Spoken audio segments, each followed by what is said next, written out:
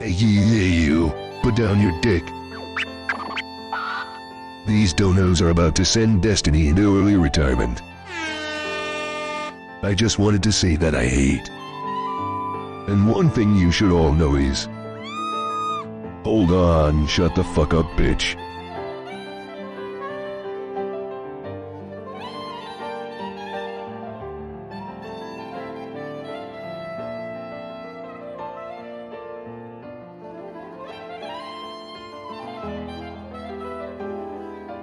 It's 3:26 a.m. CST Central Standard Time. The post goes out on Twitter. Here it is on a mysterious Google Doc link. Is this the manifesto? You click the link, trembling with anticipation. It's nothing but a 26-page Google Doc with 11,000 N-words copy-pasted.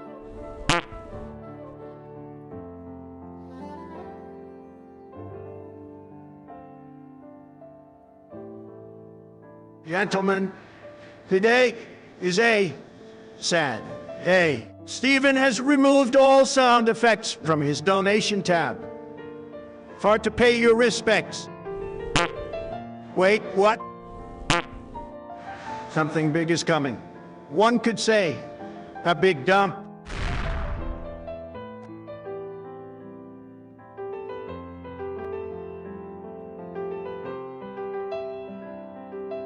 Eurocuck. Eurocuck. Eurocuck. Eurocuck. Eurocuck. Eurocuck. Eurocuck. Eurocuck. Eurocuck. Eurocuck. Eurocuck. Whip C. Eurocuck. Whip C. Eurocuck. Whip C. Now that's what I call based.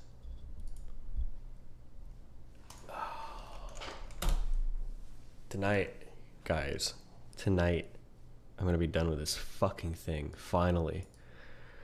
I'll probably read it once over for editing. And then,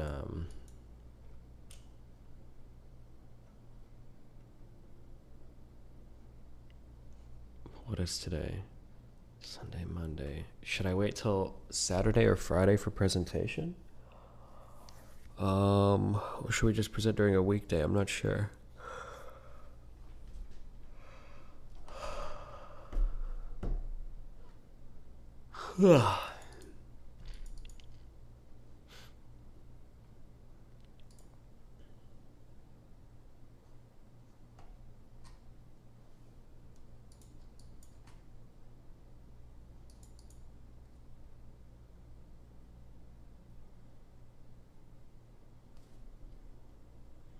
Released on the 4th of July. Oh, tomorrow?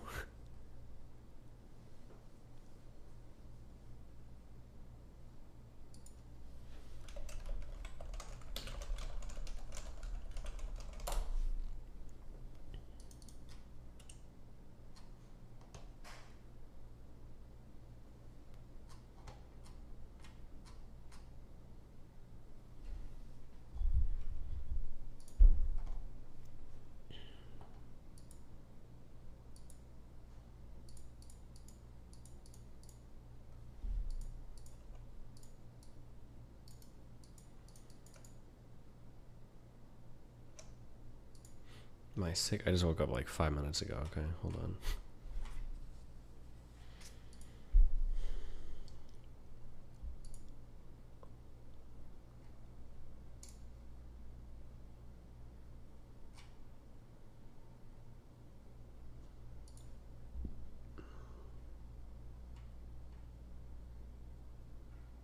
What do you dream about? I don't even remember, dude.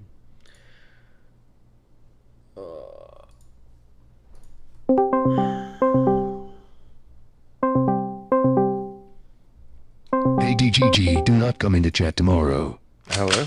Just a heads up. Hey, what's up, buddy? Some of you are alright, but you know who you are. Slug Christ, you're done, bitch. Sorry. I am gonna send you back to the RV. On Discord. But pushing a green button's easy. Okay, sorry. I had to change my headphone thing. Okay, I can hear you now. How you doing? How's life going? Life's alright. And yeah, I have these headphones with this microphone, but sometimes when I talk to people and they record it, I notice that the volume goes up and down. So it might just be the program they're using, but if you notice that happening, just let me know and I can get a different microphone. Sure, if you want to check. Are you using the application of Discord or using like the browser version of Discord? I'm using the application. Okay. Hold on, let me turn my wonderful camera on. Okay, on the bottom left, if you click the little cog for user settings, Okay, yeah. go to voice and video. Voice and video, yeah.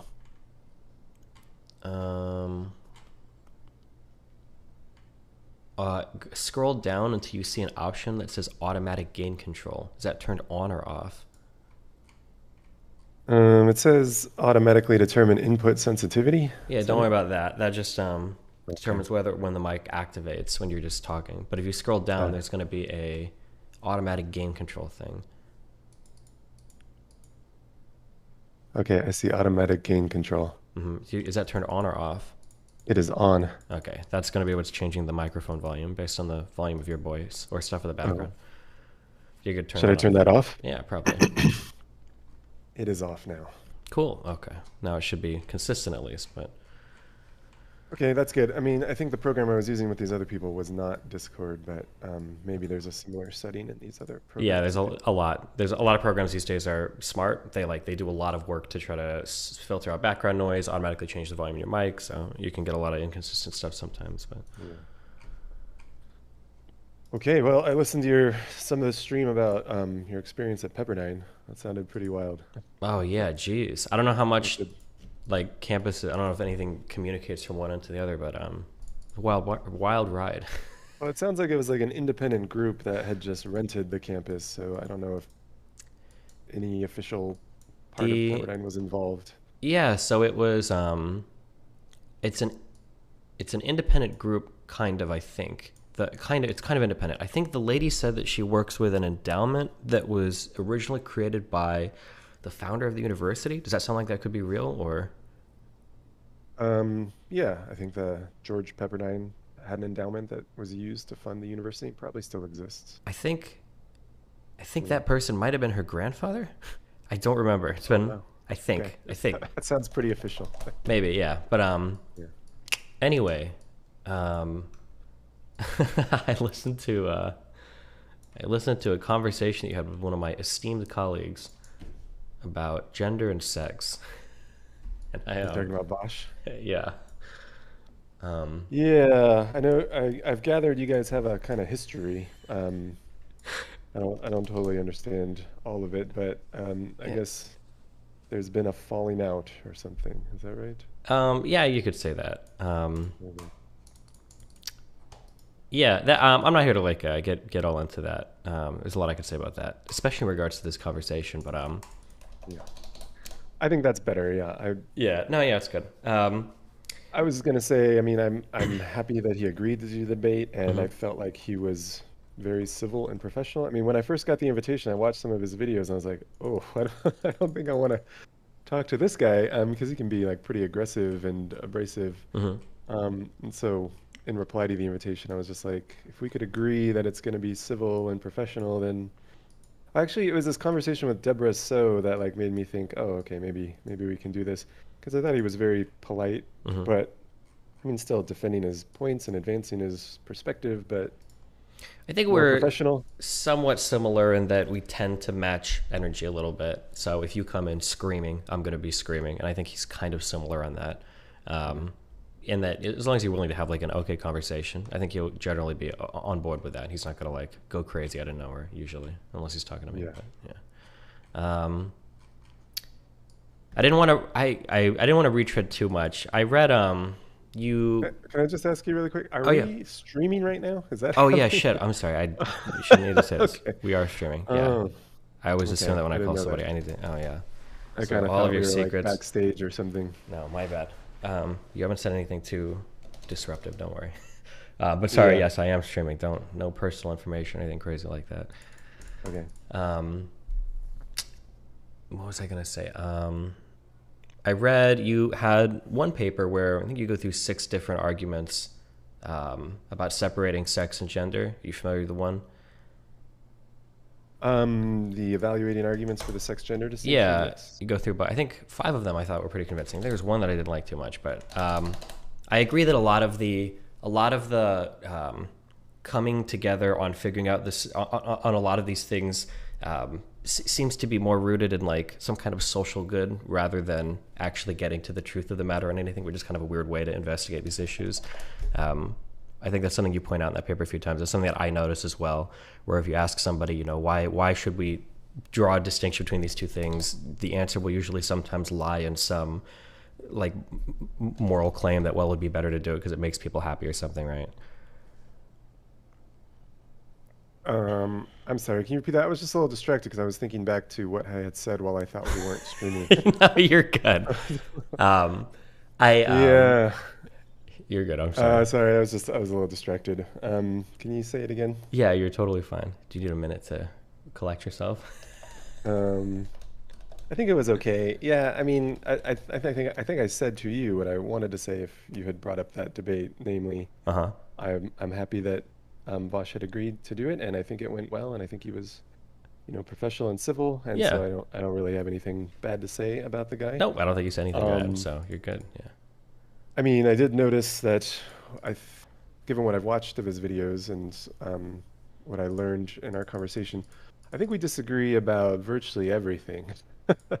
But I mean, I think it's nice that there are these forums online where people are still willing to have conversations even with people who they disagree very, very deeply with. Okay, so yeah, I guess that's all I wanted to say about that. But now you wanted to ask about this paper that I wrote. Yeah, or I guess actually before we dive into that, let's formally start. I'm curious. I just woke up like 20 minutes ago too, so sorry. How did you even find out about like the online debatosphere? Where did this come from? What was your like first introduction to it?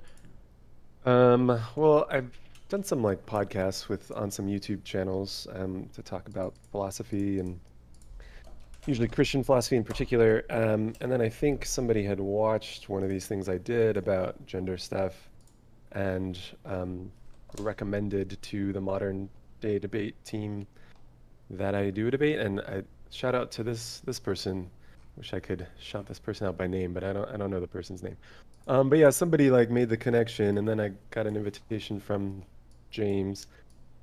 Yeah, and then I wasn't exactly sure what it was and whether I wanted to do that sort of thing. And so yeah, like I said, I watched some videos of Bosch and I watched that Deborah So video, and that convinced me, okay, I think we could probably have a civil conversation. And I noticed that some philosophers had been on this modern day debate channel, and that made me feel a little bit better about it. You know, Michael Humer has done it. So yeah, then I decided to just give it a go and see how it went, and I think it went pretty well. Is that something you think you want to? Well, actually, I was going to say, do you want to do more of that in the future? But I guess you're kind of here now, so. Well, I think my understanding is this is kind of a different setting, and this isn't a debate so much as a no. That's just what I say to. That's what I say to Pullman. Okay, I got all my Thunderlord debate Lord notes right here. The pyrotechnics, yeah. Yeah, I actually have some old Facebook pictures that you posted 12 years ago. I wanted to ask you about. I'm just kidding. I'm messing. Oh wow. But okay, no, gotcha. I got the impression, I don't know if this is right, but it sounded to me like you were a kind of pioneer in this space of online debating, especially in the Twitch sphere. Yeah, I wouldn't say kind of. I would say absolutely. But yeah, I acknowledge and accept. Yeah. And I think you have referred to yourself as a debate bro, or part of this debate bro community, or maybe the debate bro. Prototypical, I think. I used to be more so, but I have like different approaches now to where I'm not trying to I'm not trying to do the ultimate. I'm trying to be more empathetic than I'm here to shit in your throat and destroy you or whatever kind of thing, because I find that the empathetic thing tends to work better. Yeah. That is the impression I had gotten. And so yeah, that's why I was looking forward to talking with you about this. Gotcha. I don't have super strong feelings about philosophically about a lot of the trans stuff. in terms of, especially when you start talking about anything related to metaphysics, especially because I don't even know what metaphysics is. And every time I try to read about it, it seems like nobody knows what metaphysics is or if it's even possible to do. So, so I'm going to be totally honest with you. My philosophy is very rusty. I'm not the best at this. And yeah, just because I know you have a formal background. So if I misuse any terms or if I say anything that doesn't make sense, it's probably not you being confused about something that I know that you don't. It's probably me just using a word completely incorrectly. So feel free to provide clarification or something for some thought that I have. Yeah, no problem.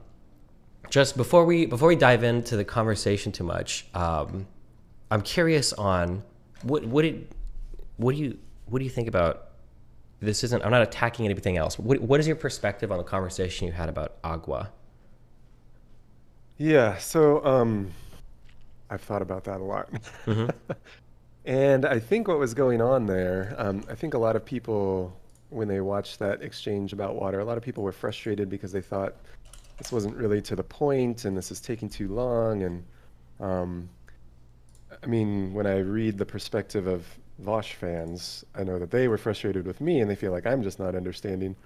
When I read perspectives on the other side, they feel the same way about Vosh. But I think what was happening, if you sort of have eyes to see what was happening in that bit of the debate, it was a clash or a conflict between two very old views of the world, two very old views of the relationship between our minds and the world. And I think something I tell my students, this is kind of a crude lens you can use, but I think it's pretty useful to understand the history of philosophy. It's really just a conflict between like three views of the world, three ways of thinking about the relationship between our minds and the world. One of them, the one that I hold, is I would call supernaturalism.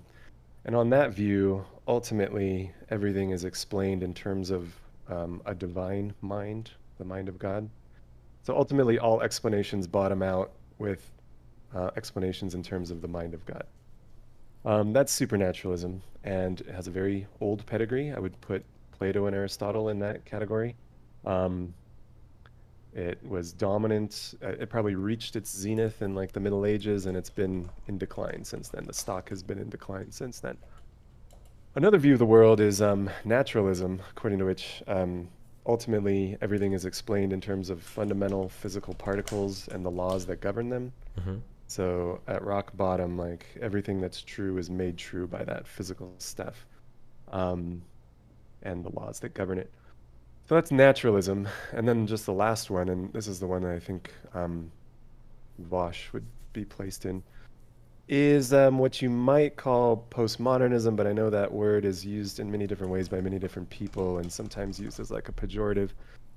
But, and I don't think that's the best word for it because it makes it sound very new. Like, not only is it modern, it's postmodern. But this is actually a very old view, and it goes at least back to Protagoras, who said man is the measure of all things, of what is that it is, and of what is not that it is not. Like humans are somehow, we are responsible for making what's true, true, and we make what's false, false.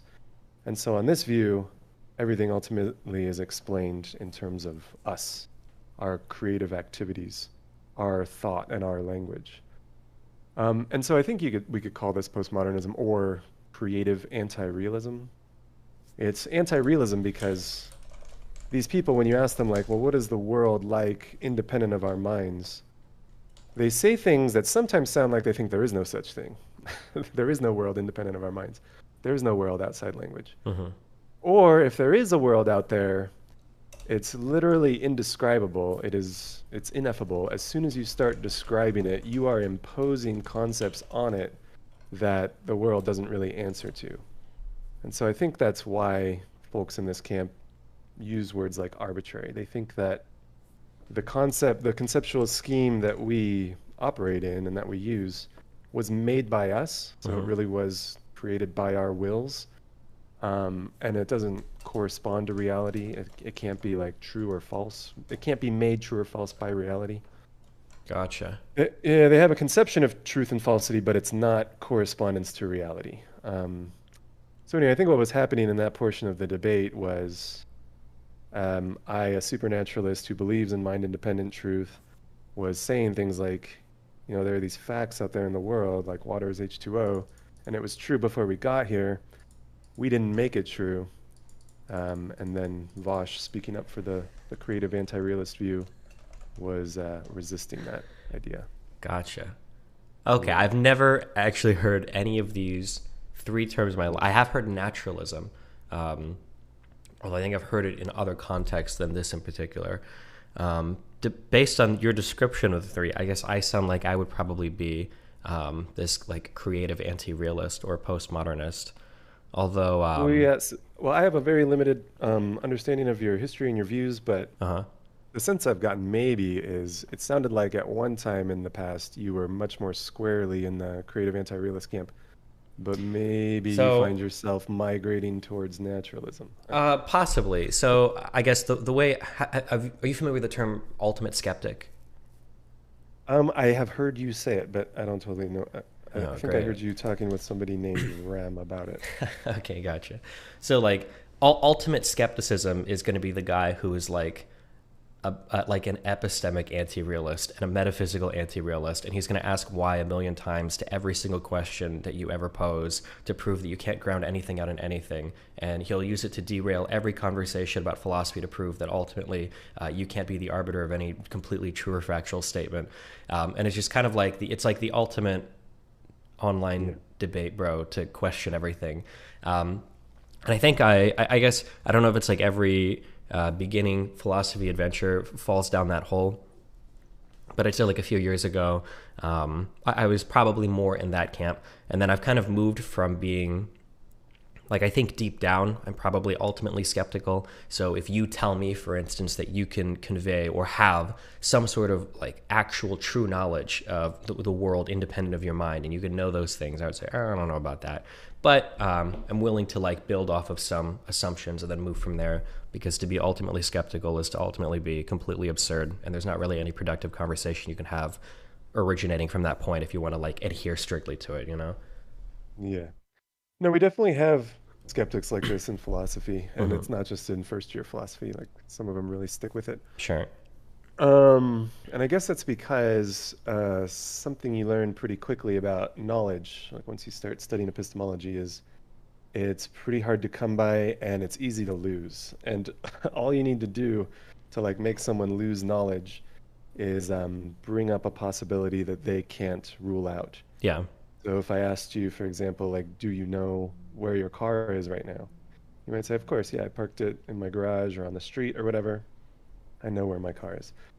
All I have to do is point out like, well, it could have been stolen in the last 5 minutes. Can you rule that out? Oh, no, I guess I can't rule that out. Maybe it got stolen in 5 minutes. So do you really know where your car is? Oh, I guess I don't now. So knowledge is elusive, as philosophers say, and all you got to do is bring up these possibilities that can't be ruled out. And I think people discover that pretty quickly when they start talking with other people, especially when they get into arguments. It's very easy to sort of cast doubt on a view, to deprive people of knowledge, to raise skeptical concerns. That's pretty easy to do. Sure.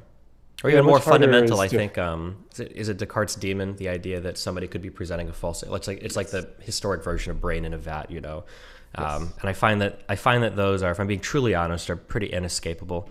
But then, like I said, it's a little absurd to force those into every conversation. And it's like, okay, well, if Descartes' demon is true, have you ever considered throwing yourself out the window? It's like, well, no, of course not. I don't want to die. Or it's like, okay, you don't know where your car is. Like, where do you walk every single day to find it? Well, I guess I assume it's outside. It's kind of silly to, for the purpose of a debate, play the ultimate skeptic. But in every other role in your life, you're operating on a ton of assumptions all the time. So that's why I think that's right. Yeah, I don't tend not to go maybe the best example of somebody who, Descartes did that little evil demon thought experiment, but he tried to control the skepticism. He tried to put it back in the bottle when he was done. He wanted to destroy his structure of beliefs so that he could rebuild it from the ground up and try to do philosophy afresh. And he wanted to end up with absolute certainty, and he thought he did. But somebody who never put the genie back in the bottle was David Hume, who was skeptical of virtually everything. He was skeptical that there was such a thing as causation. He was skeptical that we could know anything about the future, that we could know things by induction. He was skeptical that God existed. He was skeptical that he himself existed. He was like the ultimate skeptic. But then what people pointed out is, can't live this way, right? Mm-hmm. And he acknowledged that. He said, yeah, you know, in the study, when I'm doing philosophy, I can't help but be overcome by these doubts. But then when I leave my study and I go play, I think he said billiards. He would go play games with his friends. And he acknowledged, like, yeah, I'm not skeptical of things when I'm out there navigating the real world. Mm-hmm. So even an ultimate skeptic like David Hume acknowledged that it is hard to live consistently with these skeptical principles. Yeah. Yeah, I think I feel pretty similar. I hear Hume referenced a lot. I bought one of his books, but I'm going to be totally honest with you. I don't believe that philosophy is hard to read because the concepts are difficult to engage with. I think a lot of writers are just very dog shit in philosophy. And anytime I've got a sentence with 8 commas in it, I'm starting to wonder what in the hell is going on. But someday I will finish that. I think it was a treatise on, it's one of his like really popular. Yeah, I think I made the same mistake when I was an undergraduate. It was brought to my attention that there's this thing called philosophy, and that's what I've been talking about. And so maybe I should go read some philosophy. Sure, yeah. And I just went to the bookstore, and I went to the campus bookstore, and I went to the philosophy section, and I was like, oh, Immanuel Kant, I've heard of him. And I pulled out Critique of Pure Reason. And I thought, this will help me know whether philosophy is for me. And here you are with honestly, a PhD somehow, huh? Yeah, well, that was stuck with really it. Yeah. That could have ruined things for me because I kept like trying to read it and I would get like 12 pages in and I was like, I have no idea what's happening in here.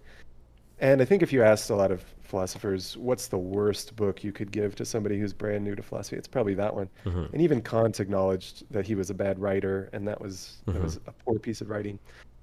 And if you try to read David Hume, you might have a similar experience, if only because the language is so archaic and hard to understand. But if you wanted, I'd be happy to send you some contemporary philosophy where people are actually striving for clarity, and it would be much easier to understand. Oh, I've already done that. I've read every book by Sam Harris and Jordan Peterson on philosophy, so I'm very well equipped. No, I'm just kidding. Okay. I think you might be joking. But I was actually going to mention this little landscape that I put out there with like supernaturalism, naturalism, postmodernism. It's kind of handy because you can locate people on that map.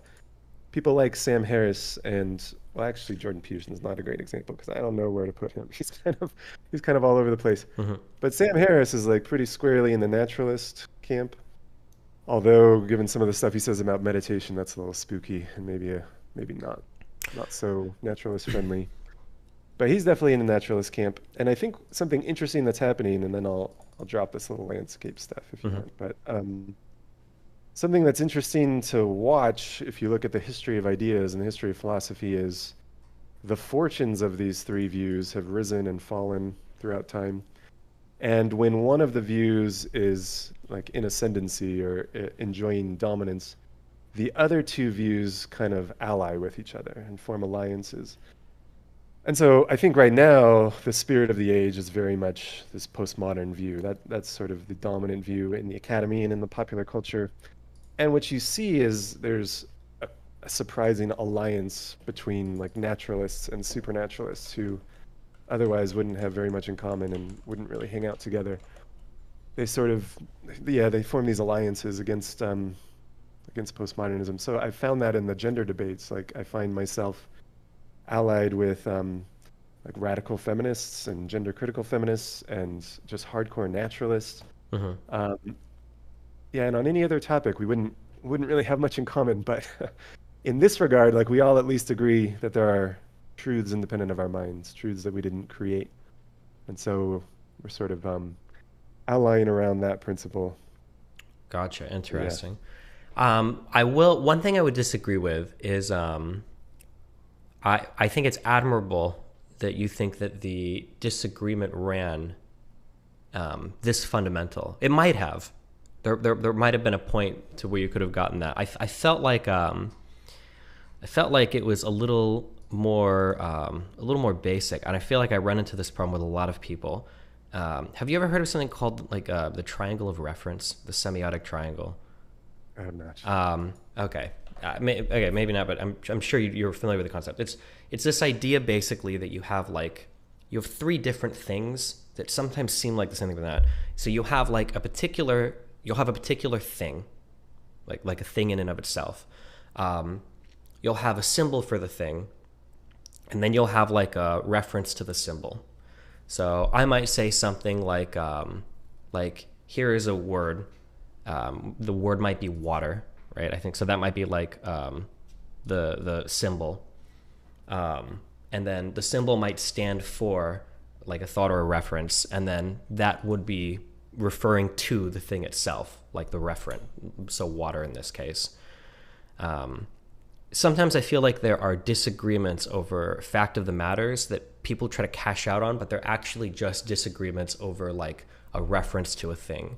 So I think when you were talking to Vosh, I think you were trying to get across this idea that you were saying H2O not to give another symbol, but I think you were trying to get at the idea that there is an underlying fact of the matter, that there is a molecule that does exist that is H2O, and it's existed throughout all of human history.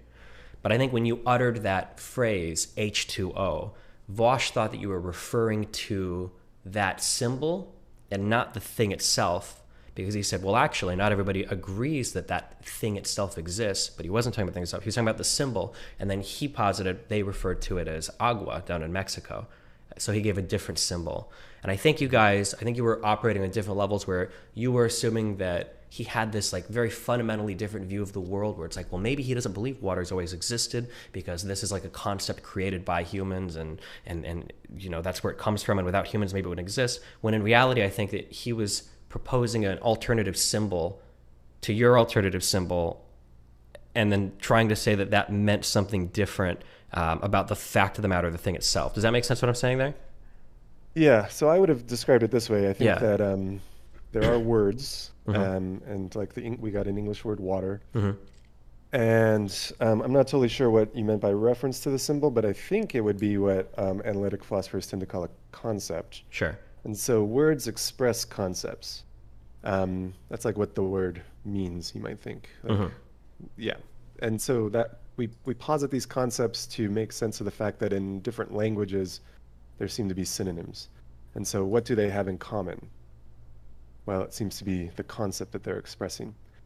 And concepts have reference to things out there in the world, hopefully. I mean, some of them are empty, like the concept of Harry Potter, the concept of Pegasus. They don't actually refer to anything.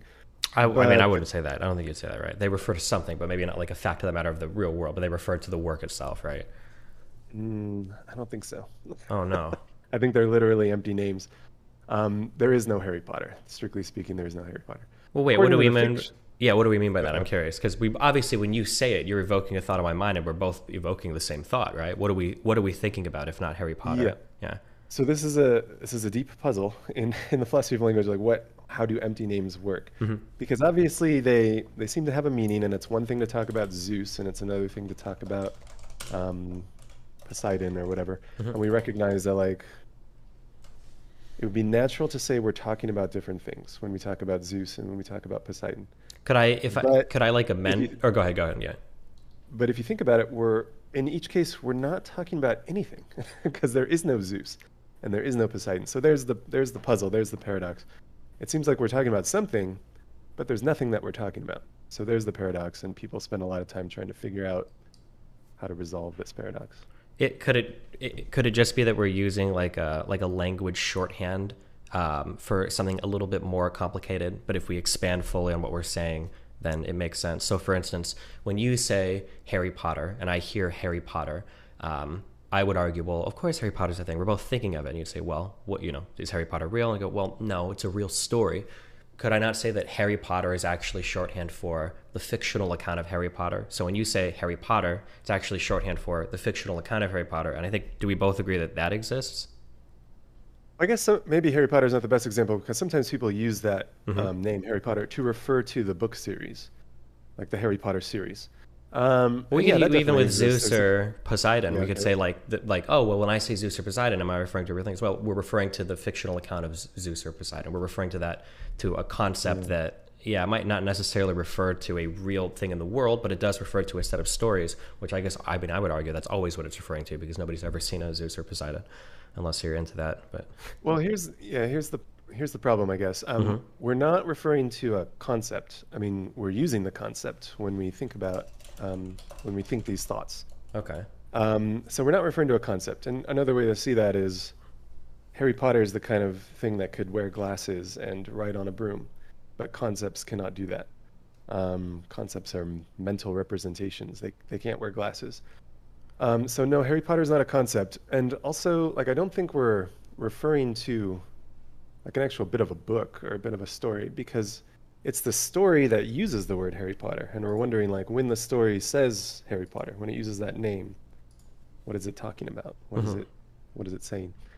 What does it refer to? And it looks like it doesn't refer to anything. So yeah, that's the puzzle. We can't just say, well, I'm talking about the story. Well, yeah, you're talking about the part of the story that refers to Harry Potter, and that's what we're wondering about. Like, what is this thing that we're referring to? And it looks like there's nothing there. I feel like I would just always mentally cash it out as a shorthand. So let me, I guess if I throw a different example at you, I'm telling you right now, I have a wife. Her name is Melina. She has blonde hair and she's Swedish, right? You got those three parts. If somebody were to ask you in the future, does Stephen Bonnell have a wife? And then you go, oh yeah, he has a wife. Her name is Melina. She's Swedish. She has blonde hair. Is Melina in that sense an empty word or an empty name in the same way that Harry Potter is an empty name? Because even though Melina might refer to a real person, isn't it still just a concept to you in the same way that Harry Potter is? You don't really know if she's real or not. You have no idea until you've really seen her yourself, I would imagine. Can you tell me the difference between somebody presenting you the account of a real person versus a fictional person? How do you deal with that, or how do you address that in your mind? Yeah, so it would be hard to tell from my perspective now whether Melina, that name, is empty or not. I'm going to take your word for it, but it's not really up to me whether the name is empty or not. The name either refers or it doesn't. And if it does, then it's not an empty name. And if it doesn't, then it's an empty name. But I thought what you were going to suggest was, isn't the name Melina just shorthand for this description? Wife of Stephen, blonde, Swedish, etc. Isn't that just what the name means? And so I would say no, and something that maybe some of your viewers are familiar, maybe you're familiar with the work of Saul Kripke, but something he did, he's still alive, he's a philosopher who's still alive. Something he did that made him pretty famous was argue very convincingly that proper names are not just abbreviated descriptions. And one quick argument for that is whatever description you associate with this name, in this case Melina, there are hypothetical situations, possible worlds, ways things could have been in which Melina exists, but she's not your wife, she's not blonde, she's not Swedish. So she doesn't match that description at all. And yet we still use the name to refer to her in that situation. But if the name were just equivalent to the description, then if the description doesn't fit her, the name wouldn't fit her either. But so this proves they're different, because the name applies to her, the name refers to her, even though the description doesn't describe her in that situation. I guess so names aren't equivalent to abbreviated descriptions, and so Zeus can't just mean the god who lives on Mount Olympus and is married to Hera and whatever. Gotcha. So the occasionally I'll restate what you're saying just to make sure I'm following. Basically, when it comes to the name of a particular person, the name here isn't shorthand or some abbreviated thing. It's an actual name that is created for a particular thing in the world that exists in the world. Whereas when we give like a fictional name, we can't find that referent. That thing doesn't actually exist in the world. So there's a fundamentally different thing between like the name of a real person versus the name of a fictional person, right? Yeah. Okay. And that's the idea. And the thought is, when we utter sentences involving names that include names, the thought that is expressed by this sentence, what philosophers call propositions, the proposition that's expressed by this sentence, what the name contributes to the proposition is on a certain view, and this is a little controversial, but what a name contributes to the proposition is the referent. And so, yeah, here's a puzzle. What about empty names? They don't have anything to contribute to the proposition, and yet there is still a proposition there. There is still a thought. So yeah, that is the puzzle of empty names. But if maybe we could just circle back to the Vosh thing. I think you had said you weren't so sure that there was this like deep disagreement about the relationship between mind and world.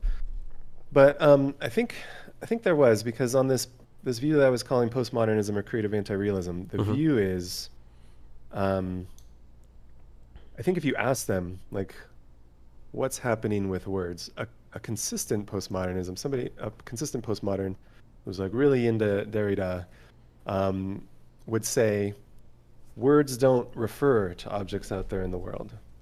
Words refer to other words. They get their meaning by their difference relations to other words. And so, for example, and I've seen this in some of the responses to the debate, some people say like, well, you know, when you look up a word in a dictionary and the dictionary tells you the meaning of the word, it just gives you other words. And so really language is this self-contained sort of raft of words standing in relations to other words. And never do we leave the raft. Never do we get out of this system of language to the real world itself. Yeah, so words don't actually refer to objects out there in the world. They get their meaning from other words. And I think that's the consistent postmodern view. And so that's why I thought, like, when I asked, set aside the words, think about the things, you know, think about water, think about H2O, think about the stuff out there in the world. Somebody who's in the grip of this, view is going to have a hard time understanding what I'm even asking them to do, because all they're going to hear is talk of words, and they're going to say, you just keep talking about the word water and the word H2O. There's nothing outside of that. I don't know what you're talking about. And so I think that was the source of some of the difficulty at that point in the conversation. Interesting, gotcha. So I don't know what camp this puts me in. I guess just so we're on the same page, if we run into this again, I feel like words are in and of themselves meaningless. I think they like, I don't think you can build words on other words. I guess when I think of words, I think of we all have, you know, the term qualia, right? We have like experiences of things in the world that we can't ever truly communicate from one person to another. But we might use a word to stand for a certain experience. And then when we say that word, we're hoping that we're evoking the same experience in the other person's mind. And I feel like that's where our language is built off of, that it requires some shared experience of things in the world. So say, for instance, if I touch a thing that feels like nothing I've ever felt before, I'm never going to be able to communicate that to another person because they don't have that experience to map onto that. But if I touch something that's like something else, I can kind of get there as long as they have other experiences to build off of. So say, for instance, I touch a very, very, very, very, very soft blanket, the softest blanket ever, and I say, oh my goodness, I've touched the softest blanket in the world. A question that the other person might say is, well, what is it like? And you might say, well, it's like a newborn kitten. And because they have that experience, now they can map that onto, okay, so it's the softest blanket in the world is like a newborn kitten. If I've touched that kitten, I can build off of that shared experience. I think that's kind of how I view language, that we're uttering things in the hopes of evoking some quality that you've already experienced. But if you haven't experienced it, the words in and of themselves are completely empty and meaningless. A more formal way of cashing this out, I guess, would be, you've heard of Mary's Red Room, I'm assuming, right? Yeah. Very familiar. I think you would say that upon seeing the color red, she is gaining some new piece of information, right? Did you say Mary's Red Room, or it's just Mary's Room? Or Mary's Room, I'm sorry. Yeah, I think it's supposed to be a black and white room. Yeah, it's a black and white room. Yeah. Okay, but sorry, what were you going to say about this thought experiment? When Mary sees the color red after studying it for her whole life, something new is experienced, right? She's gaining something, yeah. And I would say that I would use that as an example of, like, you can never explain color to a colorblind person. You can't explain sound to a deaf person. Without the actual experience, there is no way to communicate. Like, words can't do that. I think words are stand-ins for trying to evoke experiences we've already had. It's kind of how I feel. I don't know if that's a coherent view at all, but yeah, go ahead. No, I think we certainly use words to try to convey our thoughts to other people and to get them to think the same thoughts we're thinking. That seems to be what we're using words for. to communicate thoughts. I mean, if we had telepathy, we wouldn't need words. We could just like send our thoughts directly to each other. But absent that, the best we can do is represent our thoughts in the form of sounds or symbols on a page. We represent our thoughts and then hope that when somebody else hears that or sees that, they can have the same thought we were having. Of course, we can never be quite sure that they're thinking the same thought we're having, but that's the hope. But I guess if the proposal was all of our words are actually naming qualities that we're experiencing. So that is a view that has been proposed and defended in the history of philosophy, and it's called phenomenalism. And those folks thought that in order for a word to have meaning, it's got to be cashed out or expressible in terms of patterns of experience. There's got to be some sort of pattern of experience that that the word refers to. And this was actually, I think, for at least a time, maybe his whole career, I'm not quite sure, but David Hume had this view because he didn't think that we had any sort of access to mind-independent objects. He thought the only thing that we really had access to were our impressions, our experiences. And so he thought, well, then when we're talking about like trees and rocks and so on, we must be talking about patterns of experiences. And an example I use in my classes is it's sort of like when we talk about video games. I haven't played video games lately, so it's going to be an old school reference, but like in Super Mario Brothers, there are coins. And you can collect coins, and that's a big part of the game, collect the coins. But what is a coin in Super Mario Brothers? There is no literal coin there. There's no precious metal there. What's a coin in the Super Mario Brothers game? It's a certain pattern of images, right? It's like this sort of rotating sort of image. That's what a coin is. And so David Hume thought, we're in the same position. We're basically stuck behind this veil of experiences. And so if our words have any meaning, they must be just expressing patterns of images, patterns of impressions. So I don't think that's right. And I think that some of our words do describe sensations, like, you know, as you said, soft and warm, and, you know, we've got like expressions like the taste of banana. And here we're trying to just express sensations. But we've got other words for things that we don't actually directly experience, like, you know, words for external objects, like the Grand Canyon, I guess. There's one. And proper names, I guess, are supposed to refer to people, not sensations that we have of people. And we've got all sorts of, you know, names for numbers that we never directly experience. So no, I don't think that all words just refer to qualities of experience. Gotcha. I guess I would, there's probably like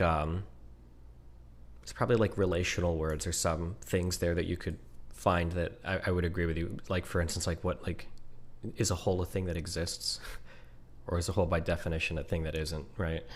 Talking about whole H-O-L-E? Like, yeah. I can go dig a hole. Yeah, like if I say like, oh, well, there is a hole, and it's like, well, what is whole? Well, like, is that a substance or is that like a relationship between a thing, right? Because technically a hole by definition is a thing that isn't, right? Like a donut hole, well, unless we're actually talking about... Yeah, exactly, yeah. Yeah, so I would agree. There's a whole literature in philosophy devoted to absences. Sure, yeah. I never really got into it because I didn't find it interesting, but it exists. Yeah, so I agree there are going to be relational things, or like when I say the word family, family is not a qualia, and it doesn't stand for any qualia, right? It represents a relationship between different things. Yeah, there's probably things like that. Okay, I don't know how deep, we don't necessarily need to go into this. I'm just making sure we're at least I understand where you're coming from. Yeah, so well, maybe I could bring it back to that triangle you mentioned. So it sounds like I mean, I come from a different tradition, and I suspect that that system comes from. I think in analytic philosophy, we'd say we've got words, which are, you know, sounds or inscriptions, symbols. They express concepts. Like I said, you can have words in different languages that express the same concept. You can have words in the same language that express the same concept. We've got genuine synonyms in English. We actually have a lot of synonyms in English. My understanding is more than the typical language because of the history of English. But anyway, so yeah, words are expressing concepts, and then concepts purport to refer to things. And sometimes they do, like the name Melina refers to something. Sometimes they don't, like the name Harry Potter, but they at least aim to refer to something out there in the world. That's the way I think of things anyway. Sure. So then, I mean, if I had asked somebody to consider the thought that water is H2O, I'm not asking them to think about words. I'm asking You're them not to asking them to think use about symbol or synonyms. You're asking about the fact of the matter, yeah. And I think I did that at one point in the debate. I was like, here's a sentence, water is H2O. Think about the thought expressed by that sentence. That's what philosophers call a proposition. I was trying to get Vosh to think about the thought and leave the symbols behind, as it were, to like, you know, use the ladder to get onto the roof and then kick the ladder away. Use the sentence to glom onto this proposition that I'm thinking about, and now evaluate the proposition. You don't need the sentence anymore. But yeah, again, on this sort of postmodern view of the world, they don't think that that's the way sentences work. Sentences don't express any sort of extra linguistic thing. Sentences get their meaning from other words, their relations to other bits of the language. We never leave the language. We're sort of stuck in this prison of language. If your viewers wanted to read somebody who's pretty clear, I mean, Derrida is difficult to understand. I was about to say I wouldn't recommend reading it, but give it a try. See how it goes. But it's extremely difficult to understand, possibly intentionally. But if you wanted to read somebody who's actually pretty clear and holds this view, I would recommend Richard Rorty, who I would place kind of in the analytic tradition, but he definitely holds this view. And he puts it this way. He says that sentences are the only things that can be true or false, because the world itself does not carve itself up into sentence-shaped chunks called facts. The world itself is just silent. It doesn't speak in a way that could correspond to our sentences. So if I say, like, there are mountains in the distance, the world doesn't also say that, so that it doesn't match my sentence. The world doesn't scream mountains in the distance. So there's no literal match there. There's no correspondence. The world is silent. And so if sentences are going to be true or false, they're made true in some other way. And his view, Richard Rorty's view, was famously or infamously, he said, truth is what my peers will let me get away with saying. That's what he said. Truth is what my peers will let me get away with saying. So it's a sort of pragmatic theory of truth. Truth is made true by us. We're the ones who make what's true, true, and what's false, false. And so, you know, once upon a time, we might have made it true that there are two genders, but it's within our power to change that. If we just stop letting people get away with saying that there are two genders, then we will literally have made it false. Okay, gotcha. So yeah, I think that's the view. This would be under that very much so the creative anti-realist viewpoint. Yes. Yeah. Okay. Yeah. Gotcha. Okay. One other question, because you've referenced it a couple of times, I don't want to open a whole can of worms. You believe that you can 100% gather knowledge that is external of your mind, or you have some way of accessing that? Can you talk me through how you feel that's true, or how you get there, or is this like we need a lot more time to do that? No, that's fine. I think it just depends on what you mean. You said your view is you can 100% gather knowledge of the mind-independent world. So if you meant, can I know things about the mind-independent world, then I'm inclined to say yes. But if by 100% you meant, can you be certain about things in the mind-independent world? Well, what is knowledge if not certainty, no? What's that? What is knowledge if not certainty, no? Otherwise... Well, that's a big question. If knowledge does require certainty, then since we can't be certain of the external world, it'll turn out we don't have knowledge of the external world. Gotcha. So yeah, that's a real puzzle, and that's sort of the core of epistemology. Like on the one hand, we seem to think that we know at least some things about the world, the world outside my mind. I know what my name is. I know that I own a car. I know where I am right now. I know that we're talking. So ordinarily, we're very happy to say things like that. I know the capital of California. I know all sorts of things. But on the other hand, we are also tempted to say that knowledge requires certainty, so that if there's, you know, even a shred of a possibility that is inconsistent with what you're claiming and you can't rule it out, then you don't really know that what you're claiming is true. Sure. Can I, if I can, just propose just one quick alternate thing for it, and then you can keep going.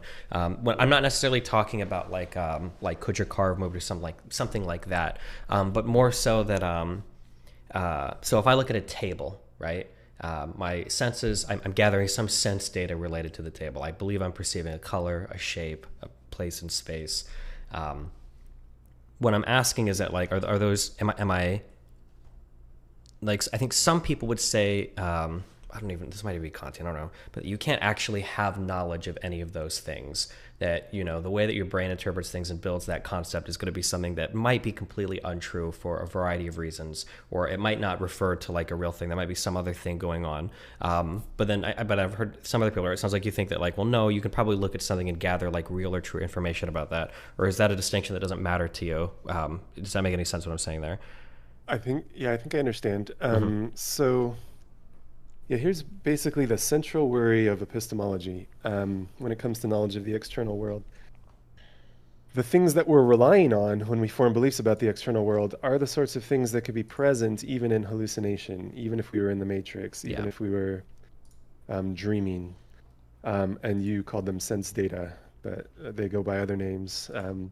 Contents of, let's just say experiences, impressions.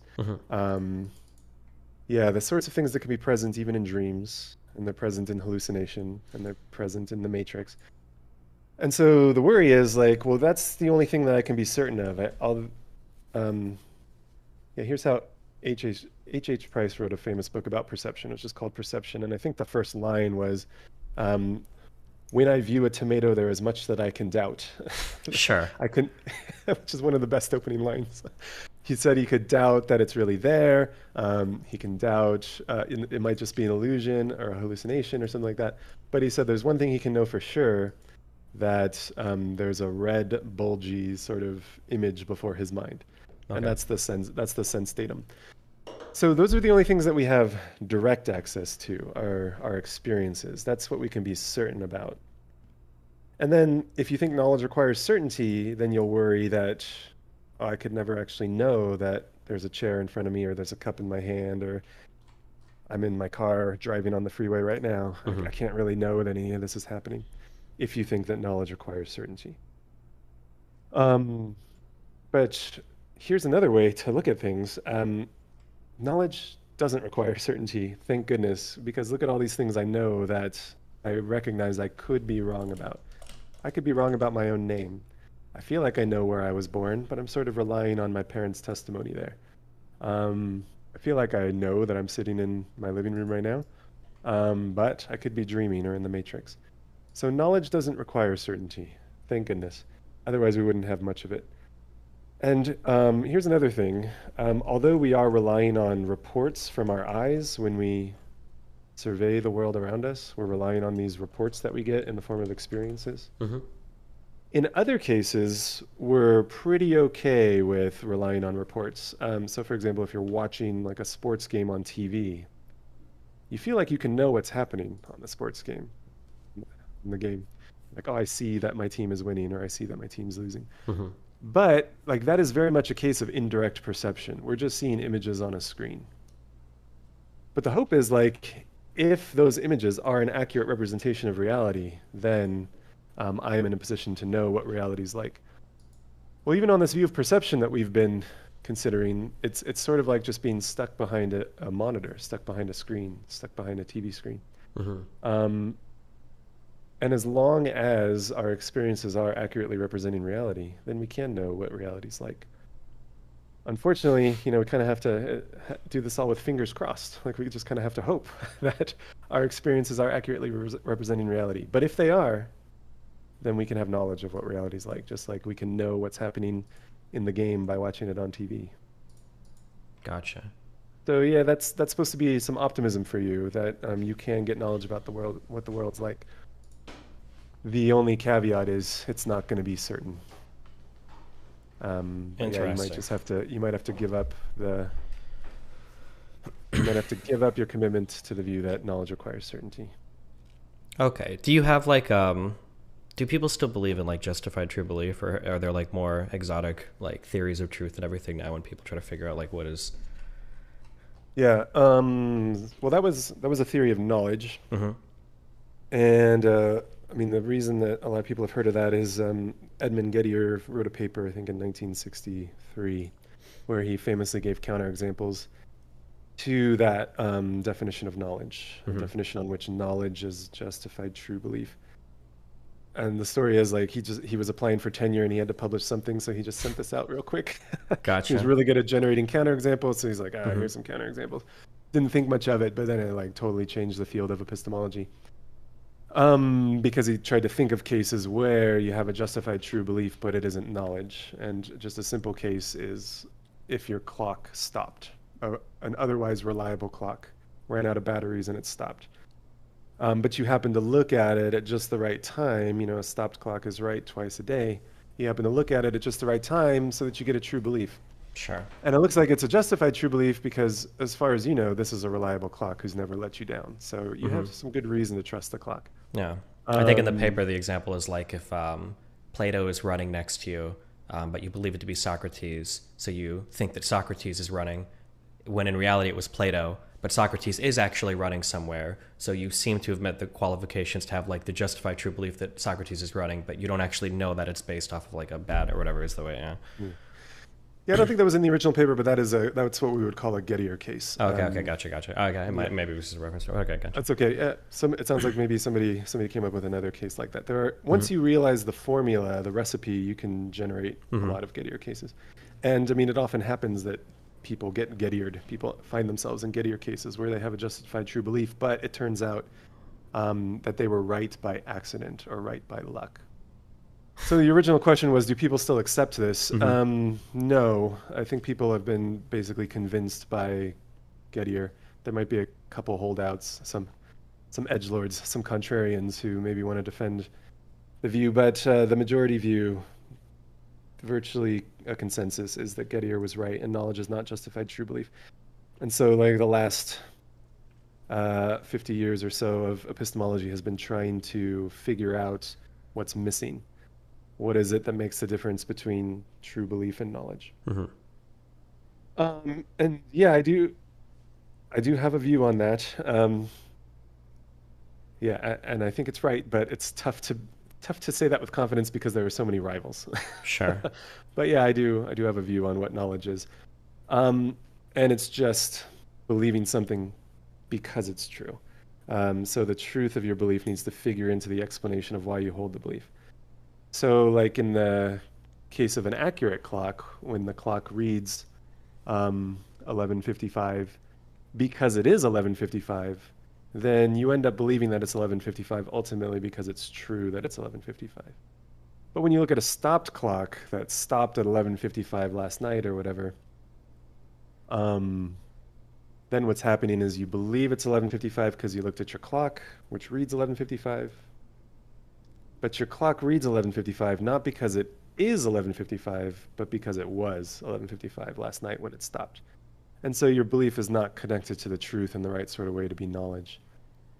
So that's what I think knowledge is. And the upshot is, to bring this back to what we were talking about, is you can have that in the case of visual perception as long as the world's cooperating with your experiences. As long as... So like I believe that I'm holding a cup right now because I'm having a certain kind of experience, visual experience and tactile experience. Hopefully, fingers crossed, the reason I'm having that experience is because I really am holding a cup. And in that case, the truth of my belief figures into the explanation of why I hold it. In the bad case, I would be believing there's a cup because I have this experience, but I'm having the experience because I'm being messed with by Mark Zuckerberg and I'm in a metaverse somewhere in a pod, and he's messing with me. That would be the bad case. And in that case, I wouldn't really know that there's a cup in my hand. Gotcha. Okay. But yeah, just notice this theory of knowledge doesn't require certainty. It just requires the right sort of connection to the truth. Gotcha.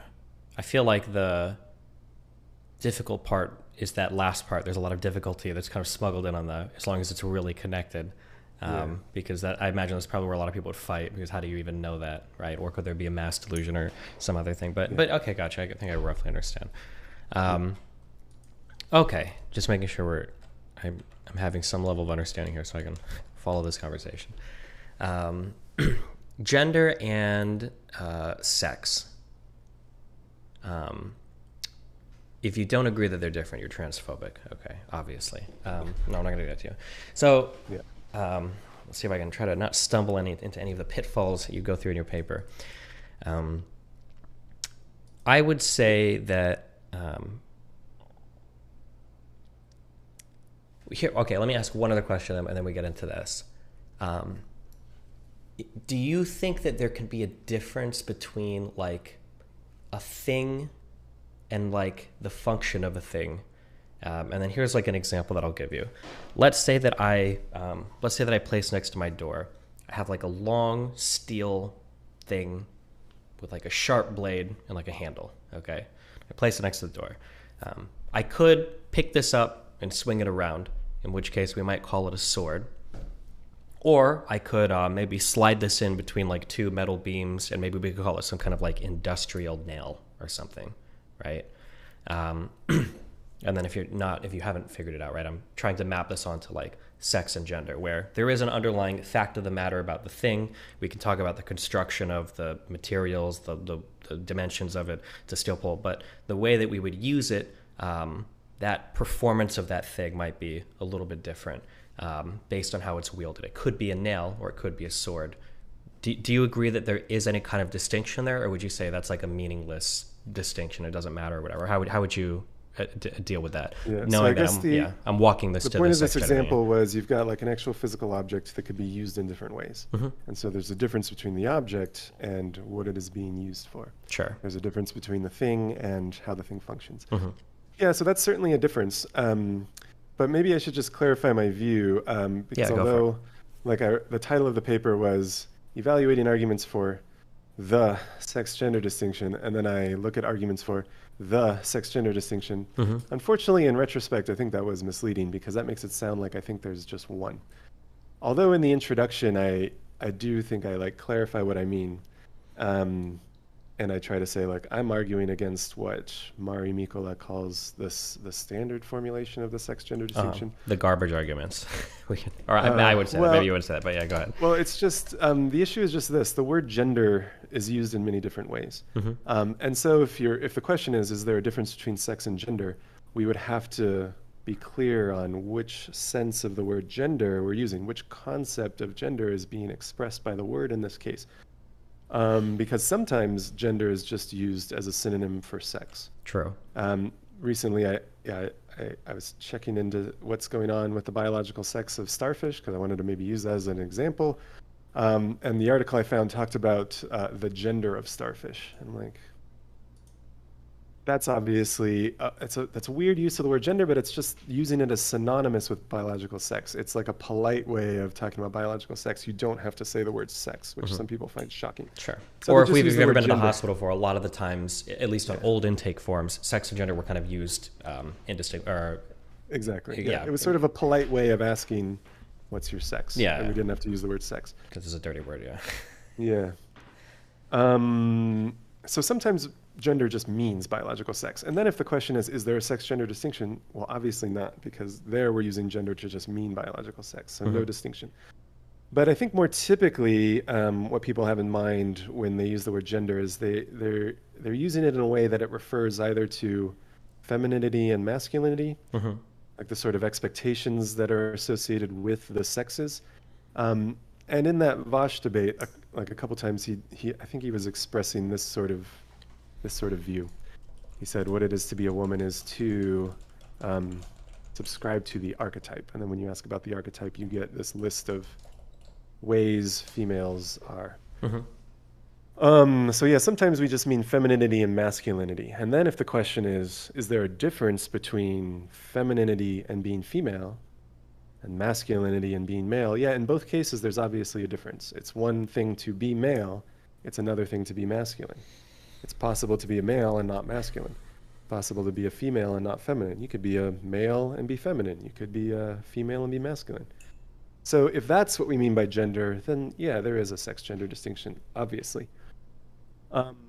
So yeah, those first two senses of the word gender, it's not really controversial to say there is a sex-gender distinction. What's a little more controversial, and what I wrote the paper about, was another use of the word gender where it's sort of the genus of these two words, man and woman, and maybe also boy and girl. And we're told what these words have in common is they're all gender terms. These are genders. And maybe there are more, but there are at least this many. And so the claim then, if you were to say there's a sex gender distinction, and by gender I'm talking about men and women, then what you're claiming typically is man is not defined in terms of being male. There's no necessary connection between being a man and being male. And there's no necessary connection between being a woman and being female. That's what's being claimed in that case. And that's the view I was challenging in that paper. I was wondering why would people think this? What are the arguments in favor of this? And I tried to respond to all the arguments. Gotcha. Okay. Well, this is pretty boring then. I should have looked for your positive positions on that, I guess, for your chat. So then, insofar as that gender is. Well, wait, is it boring? I mean, well, it depends on what you think. Or when I meant boring, I'm sorry, I shouldn't say boring. That's bad. When I say boring, it sounds like then we might probably largely agree with each other. Well, that's what I was wondering. It depends on what you think the word man refers to. What is the true definition of man? What's the analysis? Yeah, and that's what the debate is about, I guess. And similarly with the word woman. Then I feel like when I think of those arguments, then I would also call those boring, because I feel like that field is going to be wrought with normativity and not any intelligent conversation. So, for instance, like when we say, like, well, what does man or woman refer to?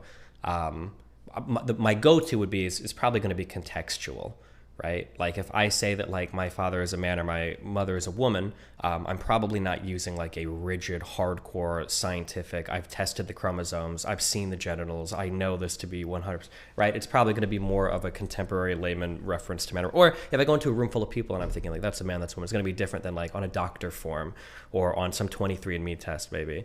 But then I know a lot of people have very big like moral attachments to how these words are used.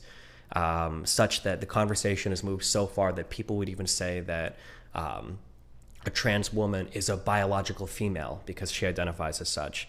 And I might agree with that, but only if we've worked really hard to build out like, well, what do you mean when you say biological? What do you mean when you say female? What do you mean when you say this? Because at the end of the day, I feel like all of these are going to be semantic fights rather than more interesting fights over the concepts themselves, if that makes any sense. Yeah, I think I understand. Just going to write that down real quick. So you said two things, and yeah, go for it. If you don't mind if I respond really quick. One thing was you said, well, maybe the word man is contextual. If you ask me what the word man means, it's going to depend on the context because, you know, in most contexts, if I walk into a room and say, that's a man, that's a woman, you said something like, I'm not testing people's chromosomes. I'm not testing, I don't know, the hormones or something. So I probably don't have in mind a biological definition.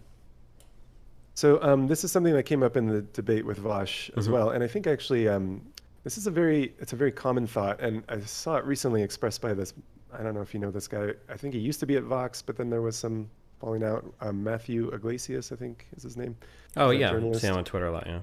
Okay. Yeah, he posted something like this, like, well, obviously man or woman can't mean adult human female because, you know, we hardly ever, I don't want to misquote him. He deleted the tweet because of all the blowback he got. But what he said was something like, well, obviously man or woman can't mean anything biological because we never test people's chromosomes and stuff. And then this was big in the philosophy world because this is just like a classic example from Kripke again. It is possible that a word refers to something, even though, like, when we use the word, we don't have its. This word is gonna trigger people. We don't have its nature in mind. We don't have its essence in mind, and that's actually the reason why I started bringing up the water H2O example with Vosh, because he had said something like this in his criticism of the biological definition. He said, like, obviously we don't test people's chromosomes and whatnot. I was trying to bring up water to point out that, like, people use the word water long before they had any idea of chemistry. And the whole time, unbeknownst to them, it referred to H2O. Even though they weren't, like, getting out their chemistry equipment and testing to see, yes, there is indeed hydrogen and oxygen here. Nevertheless, the word water referred to H2O, and that's what water always was. And so the way that philosophers sometimes put this is they say, meaning ain't in the head. Meaning ain't in the head. You might have something in your mind when you deploy a word that fixes the reference of the word. It reflects your understanding of what the word refers to. But your conception of what the word refers to may be totally mistaken. And that's why I brought up Aristotle. He used a word like water that referred to H2O, but in his mind, he had a mistaken conception. He thought it was an element, not a molecule. Something similar happens with gold. You know, people have long referred to gold and long talked about gold way before we knew about protons, way before we knew what gold was, essentially. We talked about gold. So something similar might be happening with words like woman, man, male, and female. Those words may be referring to something that is kind of obscure to us. And I said kind of, but it could be totally obscure to us. We're not even sure what this thing is. Nevertheless, the word refers to that type of thing. And only through scientific investigation will we figure out what we've been referring to. I'll just say one more thing really quick and then I'll stop talking. Good.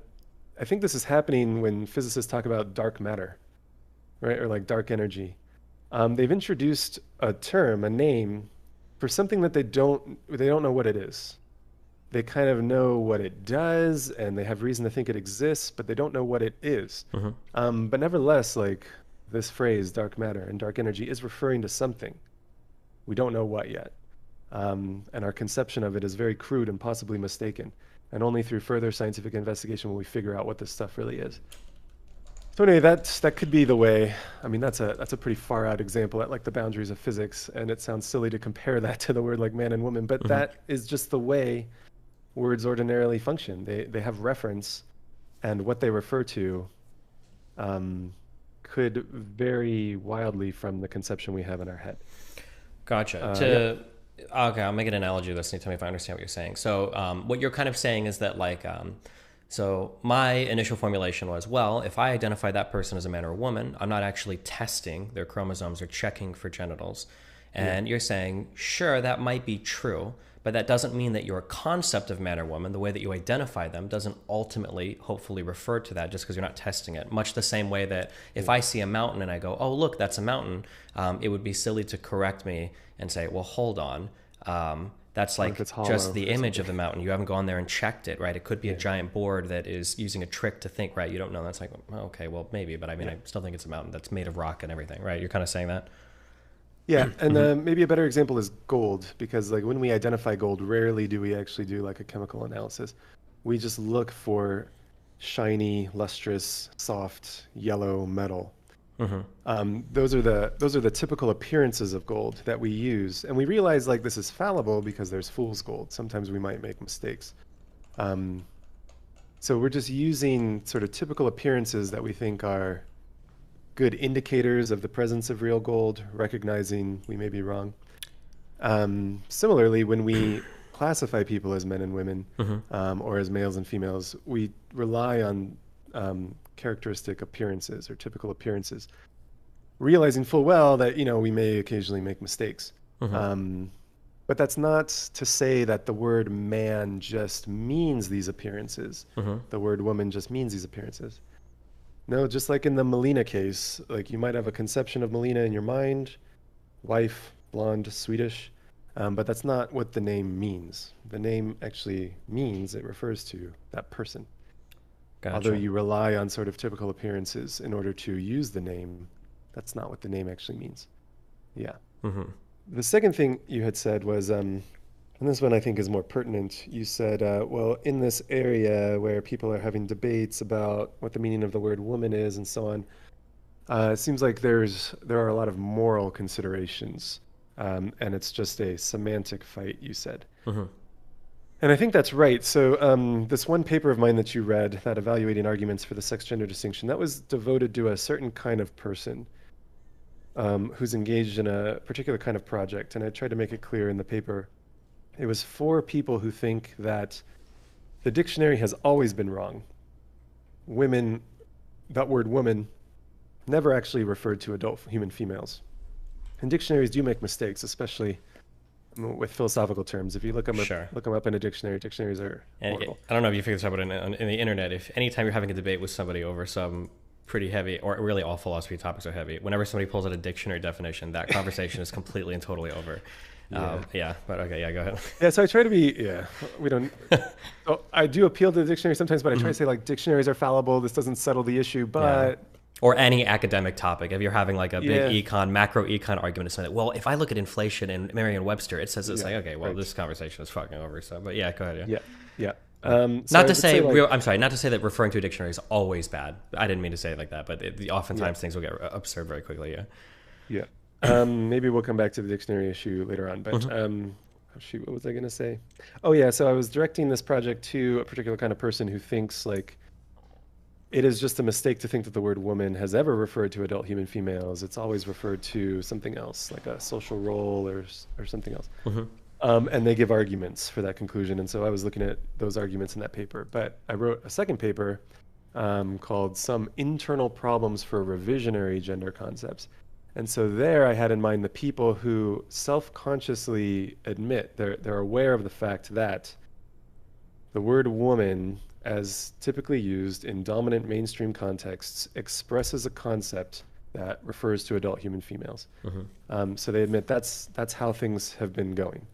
But they think this is a problem and it should be rectified, should be remedied, should be ameliorated, as we talked about in that debate.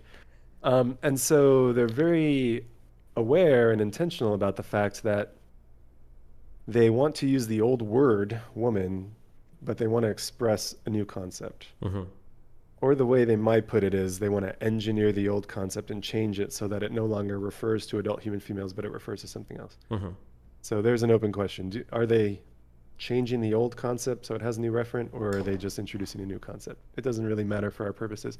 But they are aware of the fact that some engineering is going on here, some revision is going on here. And they're explicit that they're doing it for moral reasons. Because they think this will advance the cause of social justice. This will advance the cause of feminism. And so, as I said in that Q&A of the debate with Vosh, I think that Vosh is engaged in this sort of thing, or at least when made aware of this distinction, I think Vosh would agree, like, yes. And I think that's what he means when he says, like, all definitions are prescriptive. Yeah, I think heard what that he one means a few times, is that basically we should just make all the words mean the things that we want to make ourselves feel the best as we can. Do you know who C.S. Lewis is? Do I know who C.S. Lewis is? I'm very familiar with him. Have you read Mere Christianity? Yes. It reminds me a lot of in the beginning when he talks about the word gentleman. How the definition... I don't remember a conversation of gentlemen, but it's changed? Yeah, basically that gentleman used to refer to a man with land and I think a coat of arms. And eventually through time, gentleman came to refer to a nice man. And I think he talks about how this is like, it's bad to destroy terms like this because eventually what language does is words just convey an author's feeling about a thing and it doesn't actually convey any more meaning in and of itself. Such that now when people say gentleman, we don't gain any new information, but instead we've destroyed the word gentleman and now we've just used that word to mean I like this person. And that when you walk forward with this, it seems like people want to do this sometimes with a lot of language to where, not to give anything about my views of trans people, but people say like, well, we should refer to them as women or man. I was like, well, why? It's like, well, because we don't hate trans people. And it's like, well, okay, but like, do we have to change all the definitions of all the words to show that we don't hate a group of people? Like, is that seems like kind of a strange way to go about constructing language, I guess. Yeah. Yeah. So that's interesting. I want to go back and read that little passage of Lewis, but just to make clear my own view, well, it sounds like what Lewis was saying was, in this case, we have a change in language that cost us something. We sort of lost something. Language has gotten worse in a certain respect. We've lost some expressive power that we used to have. And that can definitely happen. Yeah. I was going to say, that, like, I was going to say that English has been, at least the grammar of English was vastly simplified. My understanding is largely by the Vikings, who were like learning it as a second language, and they just brutally tore it down to its bare essentials, and we lost a lot of cases and we lost some expressive power, but it became much simpler. But there might be cases like that where a language has changed and lost something valuable. But I think that there are other ways in which our language has changed that have been improvements, for sure. Like, how could anyone argue with that? For sure. We've introduced new terms, we've introduced new distinctions, we've borrowed words from other languages that have been very useful. And so I don't want anyone to think my position is just like anti-change in language, because that's not the case. I'm totally open to the idea that certain changes in language are beneficial. And I found myself doing this when my daughter was young. We would read stories like children's books, and some of them were from a long time ago. Mm-hmm. And one book I was reading with her just often used words like fireman and policeman. Mm-hmm. This is just a small example. But although like I wouldn't consider myself woke by any means, I found myself changing the word when I read it to her, because I realized that if she just hears fireman, policeman, she will be Internalize it it a would be little. excusable. Yeah, she's going to get the message like this is a profession just for men. Mm-hmm. Even though I don't think that's literally entailed, but that's certainly suggested. And so I would change it to firefighter and police officer. Mm-hmm. And I think that's a kind of change in language that I think has been beneficial and good. So my objection to revisionary gender concepts isn't that they're revisionary. I think it's okay to borrow old words, express new concepts, and this could be a genuine improvement. My worry was just all of these proposals for what the word should mean now, for what concept should be expressed by these words. It looks like they're failing to live up to the standards of these philosophers themselves, because the primary standard was whatever definition we come up with better respect everybody's self-identification. So if you identify as a woman, so we're coming up with a new revisionary definition of woman. It's not going to be adult human female, it's going to be something else. And a constraint on the project was it better turn out that if somebody identifies as a woman, they meet this definition. Yeah. And anybody who meets this definition better identify as a woman. We don't want like trans men to meet the definition. We don't want non-binary individuals to meet the definition because they don't identify as women. So that was like a constraint on the project. It needs to map onto everybody's self-ID. And I guess the drum I keep beating in my papers is this is impossible. We got to stop doing this because there's no property that you could describe. There's no definition you could come up with that's going to pick out a property that somebody's going to have if and only if she identifies as having it. That's impossible. There's no property like that. The circularity is kind of absurd. You're not, at some point, you're no longer expressing anything. I would say it's like a destructive change in language. Like if you are what you identify as, then you could literally identify as anything. But the identification as such, since it has no other requirements besides the identification of it, then it means nothing. Yeah. Well, here's something I've discovered, and I'll try to convey it, but it's difficult for me to express because it's still kind of new to me. But here's something I discovered.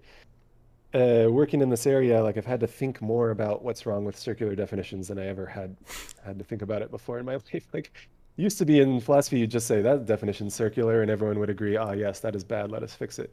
But in this literature, people are kind of like resisting it. They're like, well, what's wrong with that? Tell me what's wrong with a circular definition. The most irritating part is they give the definition of like, well, you can have any name you want, can't you? I hate that counterexample, but yeah, go ahead. Yeah, we can. Yeah, I was going to propose that we think of like potential counterexamples in a second, but here's the distinction I was going to make. So this is certainly a problem. If you try to communicate to me this revisionary definition, you say, hey, I came up with a new concept to be expressed by the word woman. I think we should pick out a different set of properties, not being adult, being human, and being female. I want to pick out a different set of properties with the word woman. And I say, okay, what properties are these? Oh, it's the property of identifying as a woman in the very same sense that I came up with. So now you were trying to tell me the sense that you came up with, but you use the word that like I didn't understand yet in your description of what these properties were. So definitely that's not going to help me understand what this property is because of the circularity. So as a certain kind of performance, it's going to fail. The performance was, I will communicate to you the meaning of this word. That failed because of circularity. But I think the issue is a little more complicated than that because it is possible for a word to get a meaning in another way. So, I mean, most of the words we have, when we learned them, we weren't given a set of necessary and sufficient conditions for their application. That's actually pretty rare. Most of the words, when we learn them by pointing. You know, our mother, or our father, or our siblings would say like wall, chair, cup, and so on. And so we were never given a list of necessary and sufficient conditions, but somehow we acquired the concept and we came to grasp it and we competently use it. So here's the little wrinkle in this conversation. It could be that somehow woman has a meaning in these trans-inclusive and queer communities. It doesn't mean adult human female, it means something else. When we ask what it means, we don't learn because of the circularity. We can't be told because of the circularity, but maybe it means something nonetheless. Okay, so that's the difficult part that kind of hard to understand. A word can have a meaning that cannot be conveyed to you, at least through necessary and sufficient conditions. And maybe a good example is one you brought up earlier with like colors, trying to communicate what a color is to a colorblind person. You can't do that. You can't convey it in words. But nevertheless, like our color words do have a meaning, and we know what they mean, but we can't convey it to somebody who hasn't already seen the colors. Okay, so similarly, in these trans-inclusive and queer communities, the word woman may have a meaning, and it may just be that they're having a hard time communicating it to people who aren't already initiated in this name-using practice. Okay, but now here's a further claim. Okay. Someone's a woman in these communities if and only if she identifies as a woman. We don't know, or at least I am not sure what woman means in this sentence.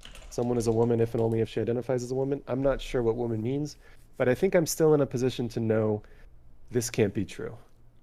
Whatever woman means, there's no feature you could have, there's no property you could have if and only if you identify as having it. Because, like, it's possible to have a property and miss that you have it, not notice it. Mm-hmm. Possible to think you have a property and lack it. Well, unless the property is just the identification itself, right? Which seems to be the argument. Oh no. Yeah. Buckle up. So the proposal was, maybe I should write it down.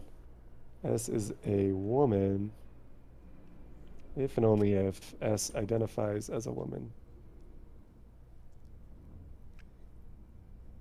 I don't know if you can see this, but we're told there's this property, being a woman. Can you see that? Okay. I write down things as you talk too, but yeah, I see what you're saying. Yeah. Okay, so S is a woman if and only if, so IFF is if and only if. S identifies as a woman. And then we're told, well, here's what it is to be a woman. It's to identify as a woman. That's what you should really put in there. So set aside the circularity where we're still not sure what that means. Sure. Then what this if and only if claim is saying is S is someone who identifies as a woman if and only if S identifies as someone who identifies as a woman. So we would have this little iteration here. Does that make sense? So, and that would still be false. That would still be false. So even if you tell me, oh, that would still be. Oh, hold on. Now you're stretching the little bit of prop logic I know. I'm sorry. Okay. Yeah. So you're using some sort of logical transformation over that I'm assuming is going to hold true in every other prop logic case, but you're saying here it seems to break the example. Can you walk me through that one more time? Here's a simple example. So like, I think I used this in the debate, being tall. Yes. So think about that feature. Is it true that someone is tall if and only if she identifies as being tall? Okay. Obviously not. You can be tall and not identify as being tall. You can identify as being tall and not be tall. Sure. So that's the simple case. Now this is going to be a bit of a mind cracker, but suppose somebody says, what about this feature?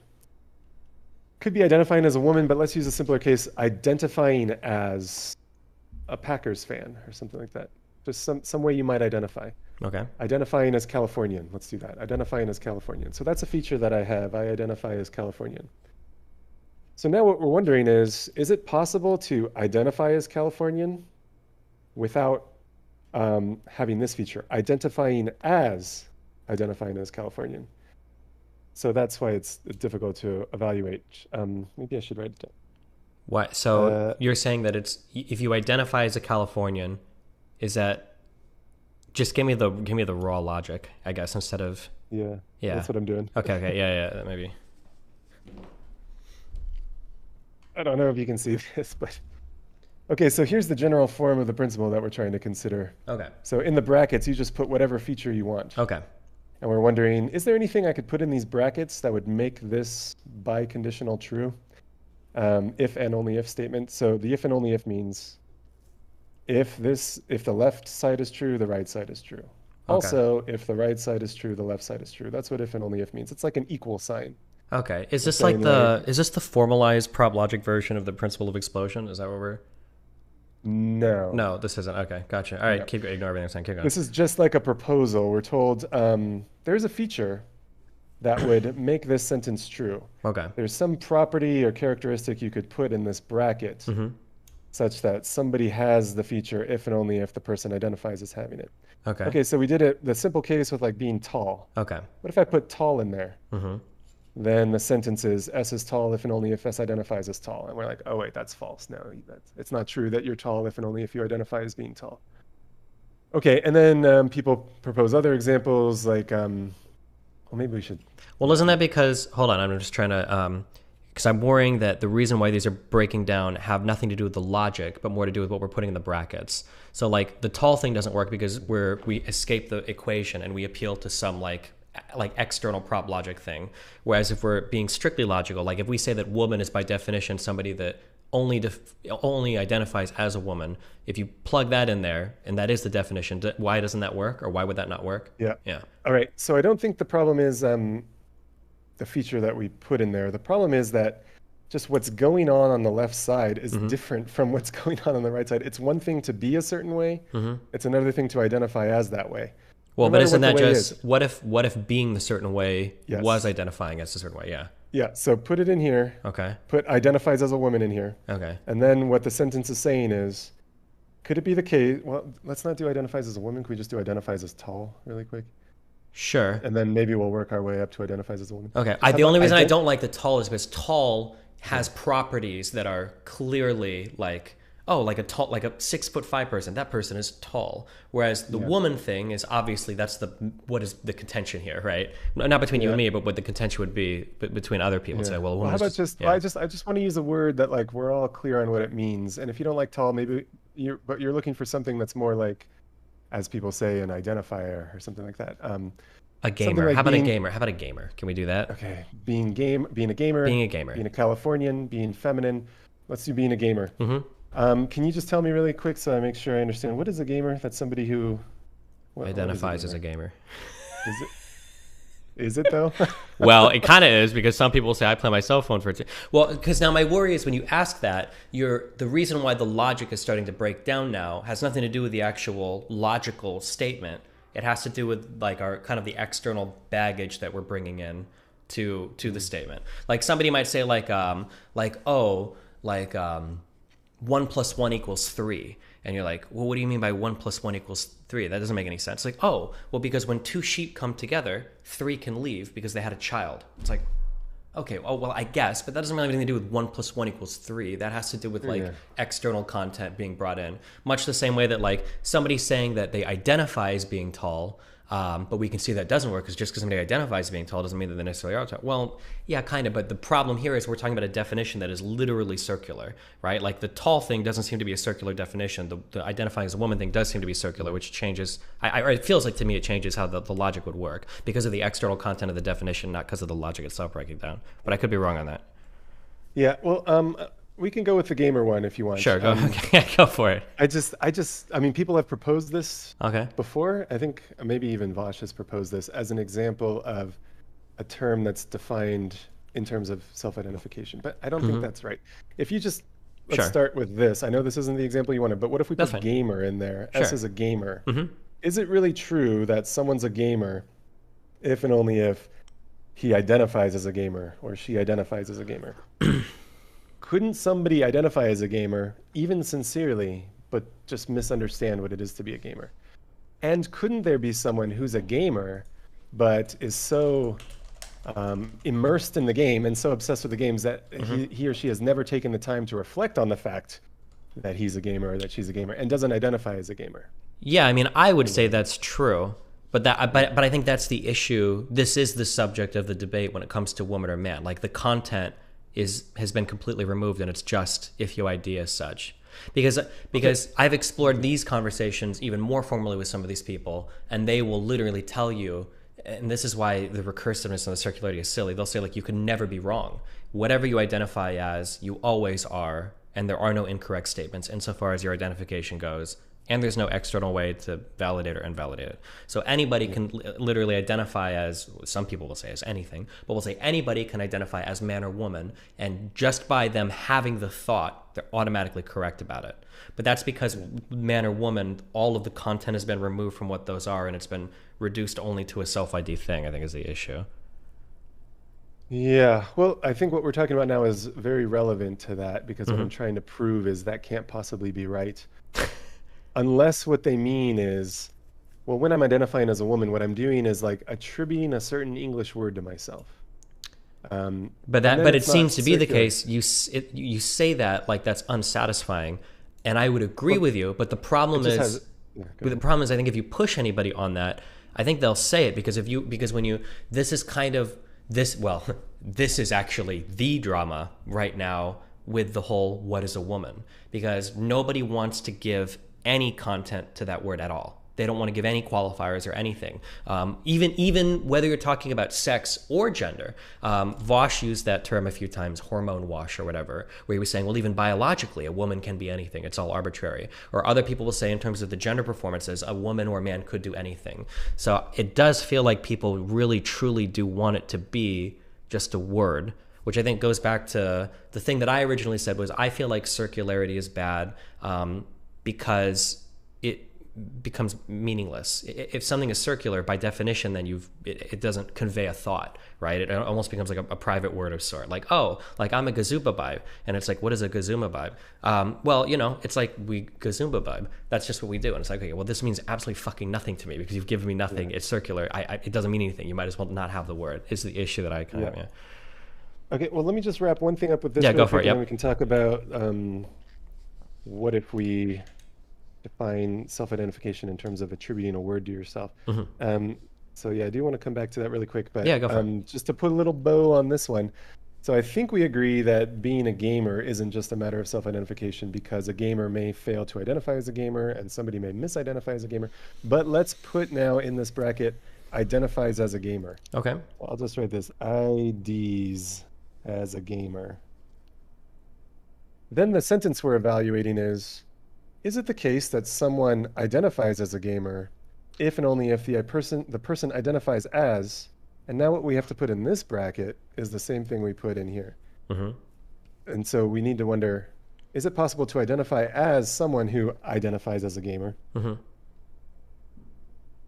And what's the problem? What's the logical problem with that statement? Yeah. Well, I wouldn't describe it as a logical problem. I would just say it's broadly logically impossible because it's, and this is the part that's kind of hard to think through because we're like 2 levels into this now, but we'd have to ask, could someone identify as someone who identifies as a gamer without actually identifying as a gamer? Or in the other direction, could someone identify as a gamer without identifying as someone who identifies as a gamer? And I think that's probably the clearest counterexample. Would you not see that even if you don't like verbalize it or do it like casually? Would the argument not be that you're logically committed to the infinite regressive or recursive identifications by uttering one, or no? That like even if you don't say it, you're kind of logically committed to it? Maybe, but I mean, what we have going on here on the right side is like an actual like mental act. You need to actually do something in order to satisfy this right side of the biconditional. You need to identify in a certain way, form a certain belief. Yeah, and so couldn't you meet someone who you ask them, are you a gamer? They say yes. And you're like, okay, so they ID as a gamer. Mm-hmm. And now you ask them, have you ever identified as someone who identifies as a gamer? I know you identify as a gamer, but have you identified as someone who identifies as a gamer? And wouldn't it be totally possible for someone to say like, no, I guess I've never done that because that's like an insane thing to do? I mean, like they could say that, but then I feel like you could come in and say, well, you in a way like you're logically committed to that. No, like if somebody says logically committed to it. Like if somebody says like do you think that you've ever been to do you exist in California? And somebody's like, yeah, I exist in California, and it's like, okay, well, do you, how can I hold on, I suck at this. Like somebody, could you theoretically say like, well, in order to exist in California, you also have to exist on the planet Earth. And if you thought about existing on Earth before existing in California, and it's like, if you haven't, can you say you exist in California? Like, it feels like that statement of like, I identify as a gamer logically would entail identifying as somebody who identifies as a gamer. Like, it feels like it's logically entailed in it, which would then like that. But I guess I could just be wrong there, but it feels like you kind of committed to it. Yeah. Maybe we should just go back to the simpler case real quick, and maybe we agree that like being Californian doesn't logically entail that you identify as being Californian. Maybe you should, if you're rational and you're omniscient, But there are ways that I am that like I don't identify as being, because there are many ways that I am that I just don't know that I am that way. Like maybe it's possible. I don't know why this came to mind. This is kind of dark, but I might have a tumor growing in me right now, right? Okay. Like that's the way cancer works. And so maybe I'm the kind of person who has a cancer, but I don't identify that way because I'm just not aware of it. Yeah, that was kind of a dark example. Sorry to dampen the mood. But maybe there are other examples of ways you are. I guess like that statement, I don't know if we're getting lost in levels, and I might be, but so like you're saying there, like, well, maybe if they're rational, I mean, like if I'm evaluating logical statements, I'm always assuming that like everything plugged into the statement is perfectly rational. So it feels like it, yeah. I guess I feel like I feel like you're logically committed to it. I don't know if I can get out of that mentally. That might be my prison. That somebody that identifies as a gamer necessarily is somebody who identifies as somebody that identifies as a gamer. Even if you don't have that thought or think it, you're just kind of logically committed to the position by the first position you've taken. You might be personally irrational, or you might not conceive of that, but you have performed that like logical action by virtue of the first thing you've done. It seems to be the case. So yeah, I don't think there is that entailment. It's no matter what property you have, there's no guarantee that you're going to identify as having that property, if only because there are properties you have that you just don't know about. But I don't even think that having a property entails that you should identify as having it. But or I guess what you said was, if you identify as a gamer, then what's entailed is you are someone who identifies as someone who identifies as a gamer. Is that what you said? Yeah. I don't know, I feel like I'm getting kind of lost now too, but that's all good. Is the reason why this biconditional breaks is because the thing we're putting in the box is you identify as, or would we, if we put anything in this box, does it break the biconditional? That can't be the case, right? I think it breaks not because of what goes in the box and not because there's any logical impossibility here. It's just because over here on the left side, we just have a claim about how you are. Okay. S is just standing for any subject. I hope that was clear. Okay. S is for any subject. So here we're just talking about how you are. Okay. And here we talk about how you identify. And those are just two different things. It's one thing to be a certain way. It's another thing to identify as being that way. Identifying is like an extra step. It requires noticing that you're that way, maybe believing that you're that way. Oh, hold on, wait. I just had a fucking Jimmy Neutron. Okay. Maybe I'm coming along a little bit more. I kind of understand what you're saying. I'm going to try to rephrase this. So if I say that in order to be a thing, oh my God, my brain just expanded 3 sizes. If I say that in order to be a thing, I must identify as the thing, then the problem is that in order to be that thing, I must identify as that thing. And in order to be that thing, I'm expanding the brackets, I have to identify as that thing. You're basically, the condition that you've created is that, well, if you want to say that in order to be X, you have to identify as being X, that means that in order to be that person that identifies as X, you have to identify as the person that identifies. And these are things that it doesn't seem like we're ever actually doing. Nobody's actually doing this. So the biconditional breaks the first statement. Is that kind of right? Or? Yeah. That's the way I think you were thinking about it, and that might be right. It might be launching you on like a super task. It might be requiring that you have infinitely many identifications, and you could never actually do that, and nobody really does that. But I was just pointing out that even if it doesn't launch that kind of infinite regress and require you to complete a super task, require you to complete an infinite number of tasks, again, if you just think about like the ordinary case, it's, well, just let's switch from identification to maybe some other kind of mental state you could have, like desiring. Imagine somebody proposed that there's a property you can have if and only if you desire to have that property. Okay. And there I think, well, I don't think there is any property like that. It's one thing to be tall. It's another thing to desire to be tall. It's one thing to be Californian. It's another thing to desire to be Californian. So I think the same thing happens no matter what mental state we put in there. Identification, believing, desiring, intending. It's just, the fact is, it's one thing to have a property, and then it's just a different thing to perform this mental action. Okay. I think I understand more too. So I think my issue earlier might have been as well that I was trying to cash out identifying as like a subconscious thing that you do, and it just is. That's what I meant when I said logically entail. Whereas you're saying that identification is kind of an extra step that we don't seem to do all the time, and that's where maybe the difference was. Yeah, so I think if it is a subconscious thing, we might launch this infinite regress, and then pretty soon people's brains are just going to run out of space, and they can't like identify as infinitely many things. But maybe another way to see the problem, I mean, here's how I originally saw it. I just noticed that all the revisionary definitions that were being proposed by trans-inclusive philosophers, they all had a flaw. They all excluded some trans women and or included some trans men or included some non-binary individuals. Just no matter what definition these philosophers came up with, they couldn't draw the boundaries just right. So an example that I used in the debate was that social role view, according to which to be a woman is to occupy a certain position in society.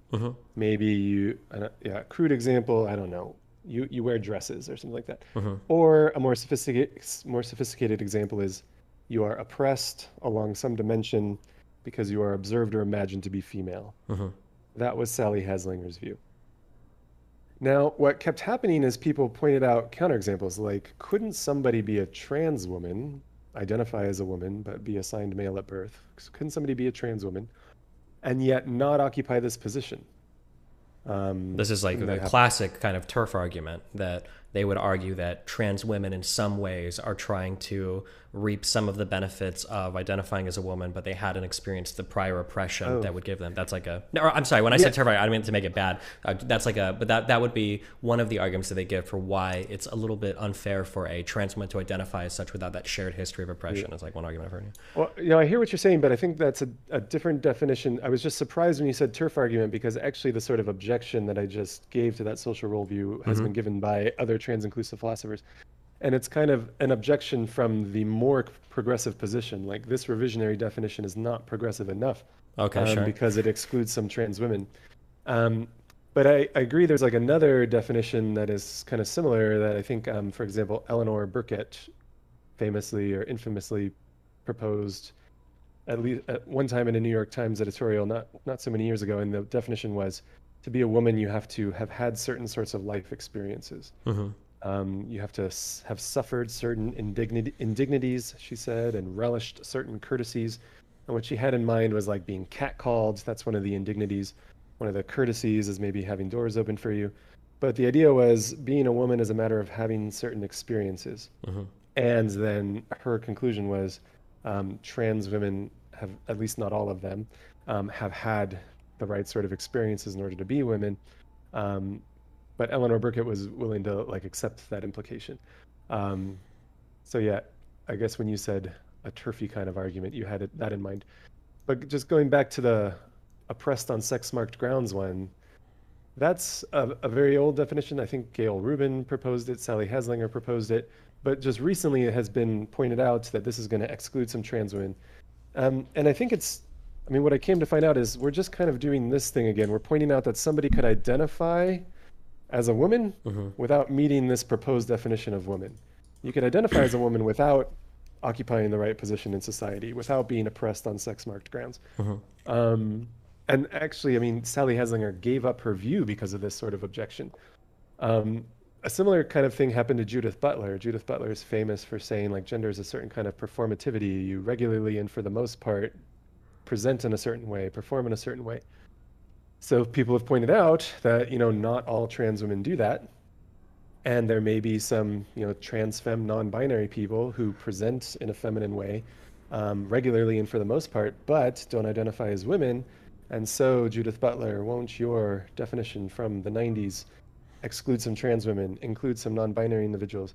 And my understanding is Judith Butler has conceded that and abandoned this definition that made her famous in favor of like respecting everybody's self-ID. But again, I think what's happening here is we've realized through trial and error that whatever definition we put in there isn't going to co-vary with identifying as a woman. So that's what we keep noticing. And so, yeah, my most recent paper, Why the Trans Inclusion Problem Cannot Be Solved. This is why it cannot be solved. It's because there's this constraint placed on any definition of woman. It's going to need to respect everybody's self-identification. But that's impossible. Inevitably, there will be counterexamples. Yeah. It will be possible Insofar as you've said that like it's sufficient to only identify as a woman to be a woman, you're always going to break. Yeah. Yeah. And importantly, I mean, that is the sort of standard definition of a trans woman. Somebody with a female gender identity, somebody who identifies as a woman, yet was assigned male at birth. I saw, like online in the wake of this debate, some people seem to have in their minds that the definition of a trans woman is just a woman who was assigned male at birth. But just for what it's worth, like that's not, I don't think that's the standard definition. That's not the way the American Psychological Association defines it. That's not the way the Human Rights Campaign defines it.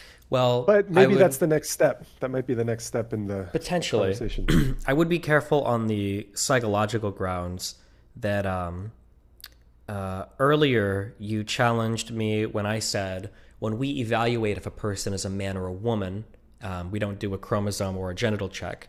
And you might say, sure, that might be true, but you are doing the only check you essentially can, and you're assuming that it's connected to that underlying concept of like, you know, the fact of the matter of like chromosomes or genitals, right? It could be the case that somebody could use self-ID not because they think that self-ID is what makes them a man or a woman, but psychologically because that's the only way they can access the information of if they are a man or a woman internally or something, right? That could be the case, like in a similar sense. Yeah, it might be like a reliable but fallible indicator of whether you're a man or a woman. Like for all mental health, for instance, like we might say for like depression or anxiety, if we exclude external behaviors, we're trying to get to mental states that can't be measured, so we shortcut it with questions. We wouldn't say that you are depressed because you identify as being depressed, but the identification of those thoughts are the only way we can figure out if you are depressed. So in a way, we're kind of saying it, but not really, right? Yeah. So I think, I mean, my sense of what's happening in the debate, in this cultural debate we're having is, it seems like some people are willing to entertain the possibility, and they're starting to explore a certain bit of territory according to which self-ID is not infallible. It is fallible. Oh, okay. So that seems possible. Like a scary position that not many people are willing to explore anymore. But well, I thought you maybe were just floating it out there because you were saying perhaps gender identity, how you identify internally, how you feel internally, is a reliable but fallible indicator of what gender you are, whether you're a man or a woman. And what that would mean is, if it's fallible, somebody might identify as a woman and be wrong. I mean, I would agree with that 100%, but I believe there's an underlying fact of the matter relating to it. I think that a lot of the people that have moved on to the self-ID thing, I think that they don't believe there's an underlying fact of the matter anymore. They like, maybe we can try to like logically analyze the statement as like, well, if you are, you are. But I believe that the gender thing is morphed more into kind of like an aesthetic thing or an expression thing. And an expression to some extent can, I guess, just be what you want it to be, and there is no longer an underlying fact of the matter, which is why it's impossible. Because if you would ask a lot of these people, I think a good indication is like, could somebody be wrong if they self-ID as a man or a woman? And I think the vast majority of people say, no, you can never be wrong. And it's like, well, if you can never, ever be wrong about a particular thing, then it kind of feels like you don't believe there's a fact of the matter about the thing, which means it's something completely different at that point. That's what it feels like to me, I guess. Yeah. Yeah. So then my worry is like, if somebody held that view, and I agree people do hold that view, then for reasons I gave earlier, I'm not sure that the phrase is a woman or is a man in their mouths means picking out any property. I don't think it refers to any property. Yeah. Because there is no property like that. And so then the worry is, what do we say about sentences then, like I'm a woman or I'm a man? And that was kind of my issue earlier when I said like it feels like there's no more content in the word man or woman. Yeah. You've kind of done that. Yeah, so then that's the worry. Like I'm not sure what's being said. But again, like I think some people are willing to consider the possibility that self-ID might be a reliable but infallible guide to whether someone's a man or a woman. Did I say infallible? I meant fallible. Reliable but fallible. And I remember I presented this paper at a conference maybe 1 year ago, a year and a half ago. And I guess, I don't know, I don't want to like name any names. Maybe the person didn't want this shared publicly, but and I've heard it other places too online, like some trans individuals will say, as someone whose egg cracked, is that the phrase? Like somebody who's Oh egg no, cracked yeah, later in life? I yeah. think that's what they say. It's the idea that like if you are like a tomboy or a feminine man, that truly you're really just trans, and somebody needs to wake you up to that idea. Basically, I think it's kind of a toxic way to engage with gender stuff. But yeah. Oh, I didn't know that. I thought it was just an expression for like when I had the realization, or when It I could be realized. that too. I've seen it platted different ways online. It's kind of weird. It could be harmless. Actually, I shouldn't assume the worst there. I'm so sorry. But I gotta be careful using phrases I see I've online. seen it used online where people say like that, like we need to crack the egg. You know, where you've got like a tomboy or a feminine man, and we need to make them realize that they're trans. We're cracking the egg or something, basically. Yeah. Oh, I see. But it might not always be that way. Sorry. Yeah, go ahead. Setting aside that phrase, I think what was being said was, I think some trans individuals would describe their experience this way. Like a trans woman might say, I used to think I was a man. I used to identify as a man, but I wasn't. I was a woman the whole time. Mm-hmm. And if that's true, then what they're saying is like, well, you can misidentify. You can identify as a man when you're actually not. Mm-hmm. Okay, which so, I would agree with that statement, that you could have always been, so, because there is some underlying fact of the matter, or there seems to be, I would hope, yeah. So I've heard some trans individuals say that, and yeah, so I think that might be like the way the direction is heading. Like maybe there will be a concession or a modest kind of retreat away from the thought that self-identification is absolutely infallible, can never be wrong, to just something a little more modest, like should be deferred to. It's sort of authoritative in the way that, like, when you ask me how I'm feeling, like I have a kind of privileged access to that you don't have. So you should defer to my judgment, even recognizing that I could be wrong or mistaken. So maybe they'll retreat to something like that, something a little more plausible and modest. But yeah, I think it'll be interesting to see how things develop in this cultural conversation we're having. Gotcha. Because it does look like maybe self-ID is cracking. Well, I'm using cracking again. Yeah, but I understand that in that sense. It's less popular than it once was. People are less dogmatically committed to it. I think I heard that ContraPoints, is that right? What's called ContraPoints? Recommended, like, instead of using the slogan trans women are women, switch to like trans liberation now. So that might be a kind of like retrenching or concession. And I'm seeing something similar in the philosophical literature, like a move away from trying to actually come up with revisionary definitions that will include everybody who should be included and exclude everybody who should be excluded. They seem to be moving away from that towards just a project of like, well, let's just try to make life as good as we can for everybody and free people from oppression and fight sexism and racism and misogyny. And we'll set these definitional questions aside. My sense is that that's happening in the philosophical literature too. So I'm not much of a prognosticator, but that seems to be the direction things are heading. Gotcha. Okay. Well, that'd be cool. Be good if that was the direction, I guess. But well, it'll take some adjusting and some, I don't know. There's some philosophers in print on the record saying like, if you deny anybody's self-identification, you are transphobic or horrible. Yeah, you're a terrible person. And so I guess we'll have to pretend that didn't happen or something. Yeah, hopefully, yeah. It feels like it's hard to tell outside of the academic world because you hear things and you see things, and it's obviously easy to select certain writings or select certain authors, or you just peer into certain areas and get an impression. But sometimes the impression given, especially outside of like the more rigorous like math or finance or econ fields, is that it's kind of running away in a certain direction, and it can be hard to give pushback, either because of actual consequences or sometimes just fear of career consequences to providing certain positions, which, if true, I mean, in a field like philosophy, that would be pretty sad when you guys used to kill yourselves all the time over your philosophical disagreements. To go from that to being scared to publish a paper, questioning a definition is kind of a little bit. Yeah, so it sounds like you're saying there's been a kind of chilling effect in the universities. Or it feels that way, yeah. People are self-censoring and self-silencing. Oh yeah, I can confirm 100%. That's exactly what's happening. Yeah. And it's sad, yeah, because especially in philosophy, I think philosophy is one of the last bastions, one of the last holdouts, because it tends to attract people who are contrarians and free thinkers. Like that's why they get into philosophy. And so there's a disproportionate number of those sorts of people in philosophy. And so I think that that's why, like, when you look at anthropology and sociology and gender studies and those sorts of fields, there is a dominance of a certain kind of ideology, and there's no dissent or very little dissent. But in philosophy, I mean, yes, progressive philosophers would kind of lament this, that philosophy is so, as they'd say, conservative or regressive. But I think it's just a sign that philosophy attracts a lot of contrarians and free thinkers. And I myself in the same way. I think that's why I got into philosophy. I find like if I'm in a room and everybody's agreeing on something, it doesn't even matter what it is, even if it's something I believe. Like I start getting nervous and uncomfortable, and I start raising objections. You know, like we can't all agree on this. There's got to be some problem. We got to find a problem. So I think there's a lot of philosophers like that, and in a healthy university environment, that would be happening more than it currently is. Yeah.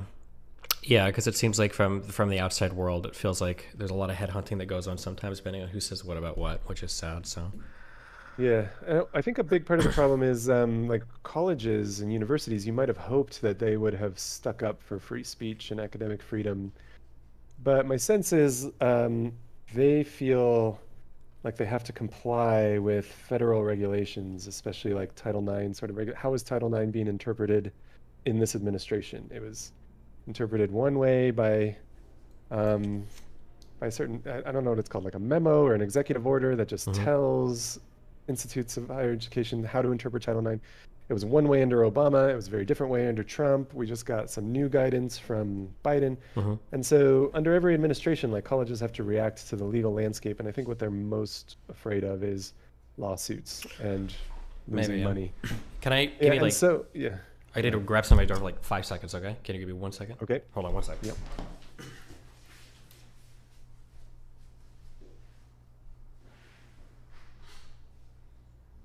Quick shout out to the chat. I imagine there's a chat happening right now, but I can't see it. But I know it. Pretty sure it's happening.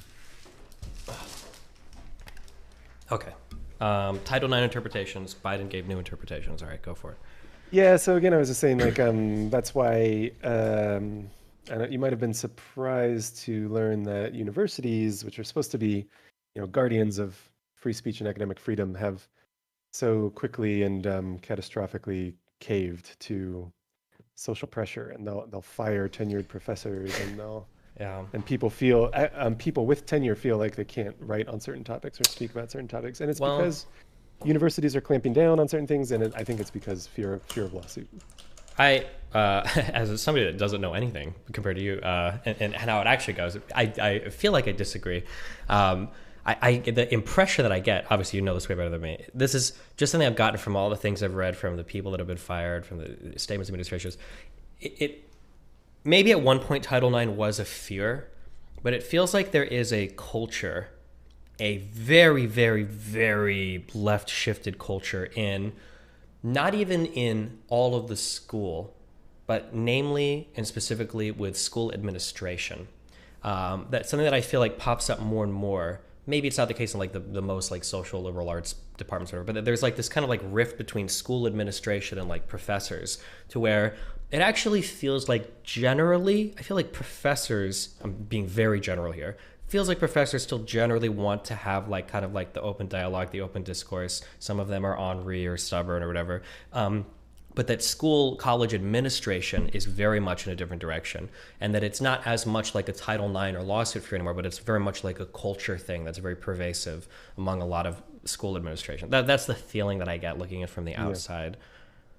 Yeah, well, I've certainly thought about the change in political leanings and political affiliations of faculty over the decades, and there's definitely been a large shift to the left. I haven't thought so much, and there's explanations of why that is, and there seems to be a kind of like self-selection bias. Like we've long ago reached a tipping point in the political leanings of faculty, and this will affect hiring. It will affect the sort of climate that students find themselves in, and they'll make judgments about whether they fit in a certain field based on like who they see in the faculty and how they feel their views are treated. So anyway, we've long ago reached a tipping point, and now you've got people who are very left-leaning in charge of hiring and firing and setting the coursework. So that certainly happened at the faculty. and it looks like it's probably not coming back. Yeah, and the problem is at that point, like you said, with hiring, that's going to start to bleed over then into the actual like professors, the staff, and everything, and then Yeah, so I don't know what sort of pressures have been on administrators and whether there's been a similar movement towards the left end of the political spectrum among administrators, or why that would have been. But maybe that has happened as well. Well, I guess the feeling would be from the outside is that, like, not to attack anybody working as a school administrator, but I would imagine that I would hope that if you're going far enough to become a professor, if you've reached that area in your studies, that ideally you have been forced to critically evaluate a large number of beliefs, including your own, at multiple stages in your educational attainment. I would hope that's the case for anybody that's completed a master's or defended a thesis for a PhD, that you've had to undergo some level of critical thought. So I would hope that that process will, if not weed out certain individuals, at least kind of temper the thoughts, the very like ideologically hardcore thoughts of some. But if you're a school administrator, you don't really go through that same process. So if you enter school, I imagine there's a lot of people that enter school very ideologically driven and will reach the end of their studies. And by the end, I would hope, I don't know if it's the case. I know it's the case for me. I don't have a PhD or anything, of course. But like, I would think that like, man, when I was 18, I was fucking crazy. There was a lot of extreme ideas I believed. And I would hope that a lot of people at the end of their PhDs would hopefully have similar reflections. Like, I remember when I used to think that or that. I was way too hardcore with this, but I understand this better. And that's a natural part of the educational process. But in terms of becoming a school administrator, you don't necessarily have to do that. You might get your undergrad in whatever, and then you might go on to be like, this is my ideological charge. I'm going to drive in this direction, and I'm going to be the school administrator. I'm going to do that. And there's not like the same requirements for critical thought or self-reflection or introspection aren't necessarily there on that journey, I would imagine. Yeah, that might be right. I mean, it used to be that administrators typically came from the faculty. You sort of like worked your way up into associate dean positions, and then dean, and then maybe provost, and then maybe eventually president. But it might be the case that over the last couple decades, there's a move into the professionalization of the administrators, where a lot of them have no background as faculty members. They just went straight into the bureaucracy, straight into the administration without working as a faculty member, without having any sort of specialty in some academic field. I think that probably is the case. And yeah, if you were asking me, is that a positive development or a negative development? Of course, naturally, as a faculty member, I'm going to say negative. It should be faculty all the time. We're the best. But on the other hand, I don't know, just to play devil's advocate, because I can't stand when everyone agrees about something. Maybe it's okay to have specialists and specialized bureaucrats who are trained for the sort of jobs that they take, rather than having amateurs step up and try to do the work of professionals. So I don't really know. All I know is, yeah, there's certainly been a large-scale chilling effect and a lot of self-censorship, not just among faculty, but I've seen a lot of surveys lately just asking students, like, do you feel comfortable expressing your views in classes in college? And it's the numbers of students saying, no, I don't feel comfortable, has been going up for many years now. Yeah. And I don't think that's healthy. No. Yeah, I think the two, we don't have to do this too much because I'm kind of so, I actually hate circle jerks. I don't like to just, it gets boring very quickly. I understand that. I'm picking your brain though, because you're a PhD philosophy guy on campus, so I'm kind of curious. Do you, it feels like my impression is that college is cool because it should be the last place where you can get mind fucked in the healthiest way possible, right? Like, you don't want to be ultra challenged at the workplace about your concept of civil rights. Probably not appropriate. But in college, it's like the last place where people can like truly rock your world, and then you've got like a really good place to sit back and consider your thoughts and have guidance on it with professors and stuff.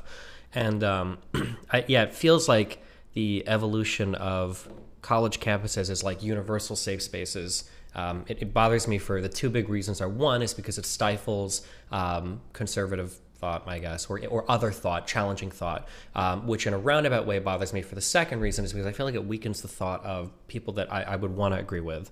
One of the big problems I have, I'm sure you've seen like the Matt Walsh stuff, listening to that professor talk to him about the gender stuff and not be able to provide what I would consider to be adequate answers. And it's like, man, this is your job. Like, you are the academic. You're supposed to be like the final boss of gender shit, so that if some asshole like Matt Walsh comes up to you, you're ready to be like patient. You should be excited. Like you get to talk on TV about the shit you studied in school. It's like every like academic person's dream. And to become so standoffish and to sound almost like a college freshman is like so disappointing. And I don't know why. Is it because the challenges have disappeared to your beliefs? Is it because you don't feel that you need to defend them anymore? And yeah, that general train of thought, that line of thinking has like really bothered me for those two big reasons: stifling of multiple types of thought, and then the weakening of schools of thought that I would hope to agree with. Yeah.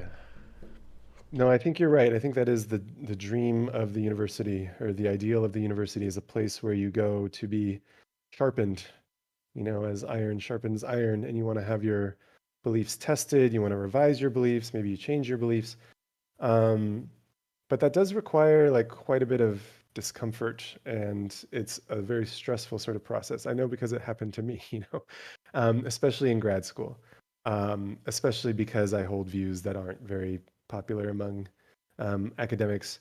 And so I just found myself like constantly being challenged, constantly having to argue for my views. And so it was very uncomfortable and difficult, but if you survive and you're not just crushed by the trauma, I think it does make you a better person. And in my case, I think it made me a better philosopher, because I learned, like, if I'm going to stand any chance in any conversation with a professional philosopher, I'm going to have to be as clear as possible, lay out my argument step by step, defend every premise. And I had to do that like every day in grad school, because I didn't have the sort of views that people would just let slide. They wouldn't just agree and say, well, of course, that's obviously true. So I had to fight for like every belief I had. Mm-hmm. So yeah, I think that was good for me, and I am grateful that it happened, and I agree that we would want that to happen in the university. But unfortunately, no, due to a lack of ideological diversity, it's not happening. And even if there is ideological diversity, there's this chilling effect. There's self-censorship, and so people aren't sharing their views. And yeah, I mean, I find myself doing it in my own classroom. I realize like this would be a great opportunity to bring up such and such, but I don't want the hassle. I'd rather not. Yeah. And so, unfortunately, I think like I realize I'm depriving my students of like a learning experience, but I know that there might be like one or two students in there who are gonna send the dean an email or something like that, and then I'll have to go talk to the dean for a while. And it's just those little sort of nudges that lead to self-censorship and lead to silencing. I guess I should just clarify that like the things I'm going to bring up, the things that I'm thinking about bringing up in class aren't like horrible stuff. Like it's just like anything that's like kind of heterodox, or anything that would be kind of contrarian or just challenging a little bit. I don't have like despicable, horrible private views. That the utilitarian infinite child rape machine analogy or some crazy. You're not, yeah. Oh, no. Well, I mean, we do bring up cases kind of like that when we argue against utilitarianism, and that's fair game. Although I would try to tone it down. Sure, yeah. Infinite child rape case, but yeah, stuff like that. So I think that is depriving students of valuable learning experiences, and unfortunately like making scholarship worse, because you need enemies. You should, well, maybe not enemies, but you need adversaries. Objections. You need adversaries. Yeah. Friendly rivals. Rival. Yeah, that's how Pokemon worked. Yeah. Ash wouldn't have been anything if it wasn't for Gary or whatever, right? You need the... Yeah, I mean, the reason that we go to conferences as philosophers isn't because it like makes us famous or loved. Well, the reason I go is to get objections. Like you go there to present your work, and then you want devastating objections from the audience because you can make your paper better. And if you don't get the devastating objections, then you publish the paper. Well, the objections are then going to be in print, and then it's permanent. Yeah. So you want to like test rough drafts and get it thrashed and shredded and demolished so that you can try to make it better. And if we create a climate where there are no objections and there is no shredding going on, then the scholarship's going to suffer, and that's not good for anybody. Yeah, I agree. I think we probably largely agree on this. Just to finish up on the gender sex thing. So we didn't actually ever clarify this. I'm curious then, if one were to say that gender is like a type of performance, and that's what we mean colloquially when we talk about like woman or man, but we also understand that woman or man could be a synonym for male or female depending on the context. would you agree then that like the performance of something is probably a little bit different than like the underlying biological property itself? Yeah. Okay. Yeah, I mean, the sort of expectations and stereotypes we have of males and females is largely, very largely due to socialization. I wouldn't go so far as to say it's all socialization. I think there's some biological influence on the kinds of dispositions and inclinations that For sure. males and females tend to have. I think anybody who's worked with animals can see that. Anybody who's worked with small children can see that. But for sure, feminists have been correct to point out that there's a large part of it is socialization. But yeah, if the proposal was, well, maybe the word woman is just ambiguous, and sometimes it expresses the concept that the dictionary describes, but other times it expresses some different concept, maybe the Judith Butler kind of concept, or the Gail Rubin, Sally Haslinger kind of social role concept. So I'm open to that. Yeah, words can be ambiguous, and you can definitely introduce ambiguity very easily. For sure. We do it with names all the time. But I guess I would just repeat that what Sally Haslinger and Judith Butler learned the hard way is any clear statement of like what it means to be a woman is not going to respect everybody's self-identification. Yeah, because of course. you can have some trans women who don't owe you femininity, as they say. They don't adhere to expectations associated with females. And you can have, as I said, I think the term is trans femme non-binary individuals who identify with femininity, express themselves in a feminine way, and so would meet the Judith Butler definition of performativity, but don't identify as women, don't consider themselves women. And so there too, the performativity definition would fail to respect everybody's self-ID. So yeah, I'm not opposed to ambiguity in language. It happens all the time. I'm not opposed to changing language. I guess all that I've been pointing out in my work is we've got a serious problem here with the idea that any acceptable definition of womanhood and manhood is going to respect everybody's self-identification. Yeah, that in the attempt to kind of like ameliorate some social problem, all of a sudden we're taking like epistemology hostage to try to like do crazy work to change how we define and understand everything, and it's probably not a good thing to do. Yeah. And I guess I'll just quickly add, like, I understand that the intentions are good, and people are pointing to, very real positive consequences that come from affirming people's self-conceptions. So I recognize that. I guess I should also add that what gender critical feminists seem to be saying is there are also consequences of changing our language in this way, and they're losing the ability to legally define and defend female-only spaces, what they used to call women's-only spaces, but now they call female-only spaces, like prisons and sports and locker rooms and so on. So I guess I'll just say, although I recognize the benefits of, affirming a sort of affirmative approach to this project, I just wanted to quickly add that it's not so simple, and we should also be honest that there are some costs associated with this change, and that's which we're seeing now in the United States with like the swimming stuff, the Leah Thomas stuff, and everything. We're starting to see the downstream of stuff of being careless, I guess, with our definitions, and then the blowback, unfortunately, from that can be catastrophic too. So such that you're not even serving your moral lens anymore by what you were trying to do before. Yes. Yeah, I think that's a good way to put it. Yes. Okay. Well, hey, is there any anything else you want to go over, or do you want to plug like a social media? Where can people find you? Or if somebody wanted to read my papers, if you just Google my name, typically the first result is a little Google site with all my papers on it that are freely accessible and not behind paywalls. So if you wanted to check some of that stuff out, you could. And I'm also on Twitter. And if you just search my name, you'll find me on Twitter. But yeah, that's all. I guess I also wanted to say thanks for having me on. It was really nice talking with you. It's been nice learning about this part of the internet. I've been happy to see what's going on here, and recognize that you're a major part of that, and so good work. Cool. What I'm saying. Well, I'm not proud of anything that exists here, and it was a mistake, and all of it is cancer's horrible trash, but I hope you enjoy your time here before somebody tries to dox, swat, and kill you. So good luck. Thanks for Yeah, thanks for the conversation. I appreciate it. Hopefully we can talk again in the future. All right. Bye. What a fucking transphobe.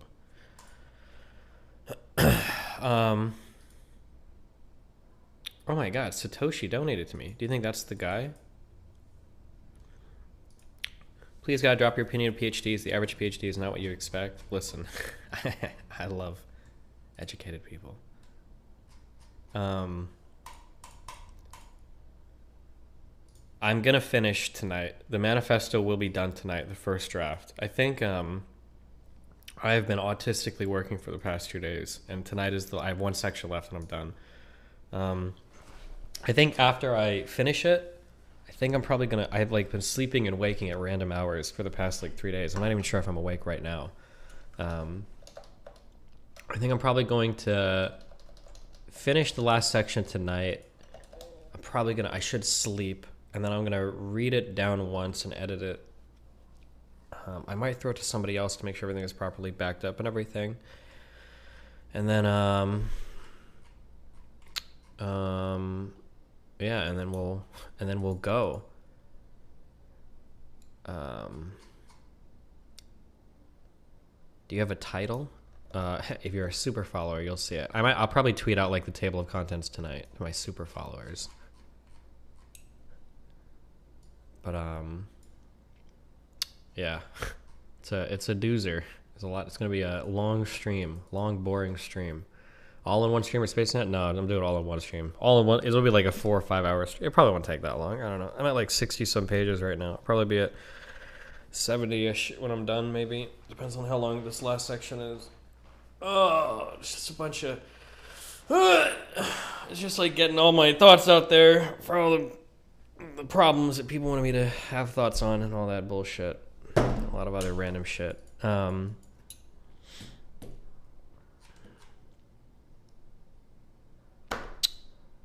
Yeah. So just explanations on drama, on positions. No, Nebraska's huge. No, it's not like a huge like it's not a huge like 52-page scathing indictment of people. There are 2 sections on that, but for the most part, it's just like getting stuff on the record. That's all these things ever are about. It's just getting stuff on the record. It's a very expansive work. It's the Samarillion of the DGG universe, okay? Destiny, Minecraft V-Rising might affect her. I think we have a Minecraft server coming up soon. But...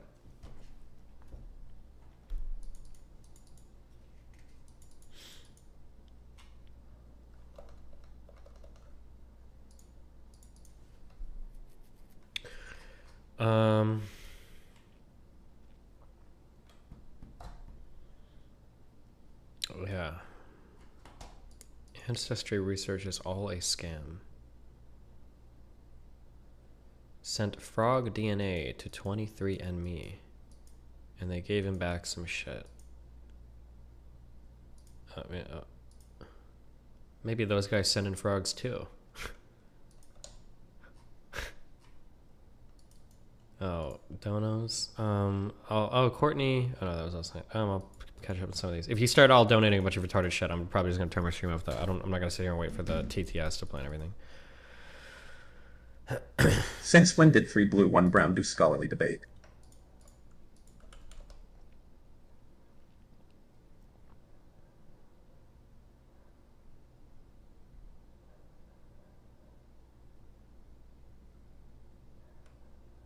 Hard.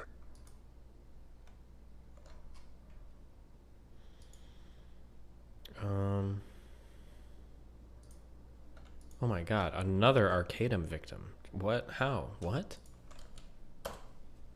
Aurora and the third one to find, and she I know just it would wait hate it out. metaphysics, but thanks so much for this convo. Cool. She can play the long game, and there's not another smoke for the CTs to use. Oh, she's shooting at the wrong buddy. That's a dead one. And with that... Oh no. Simple solution. Trans women are women, but adult human females are women. It looks like a person that's like kneeling and doing the bomb. Use all. Oh no. Rip. Destiny, can we have Tomas? No, we have Tomas at home. MFW Tomas at home is Ram. She's shooting at the wrong body. That's a dead one. Oh, She-Man.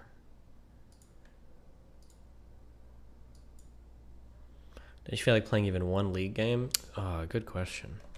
Should we? Are you aware that every expenditure you make from 31st May till date are not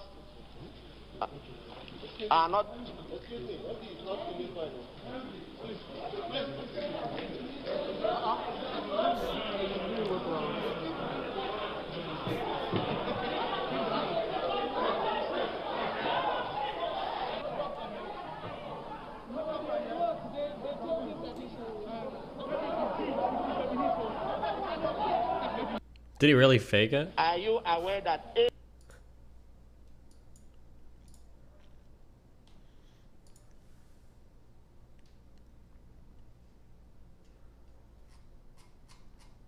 What is this? Jesus. I'm just gonna read this real quick. Hold on.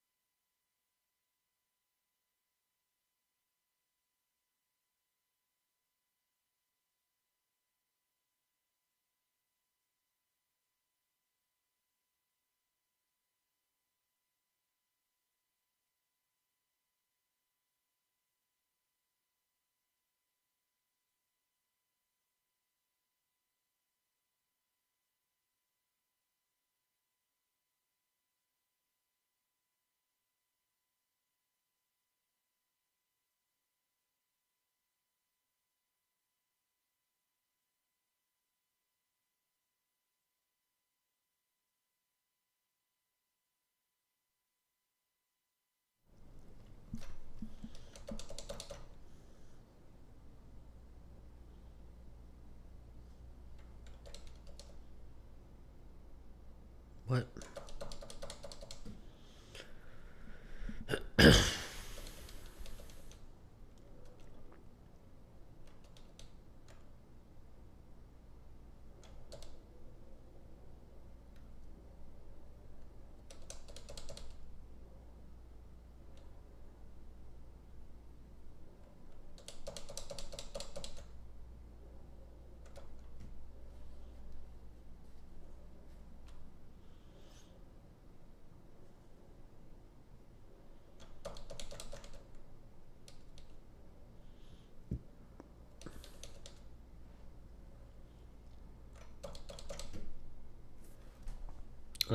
Put on the TTS. Listen, it's not nobody. Don't need that. Okay, chill. What is? Did anything happen in here?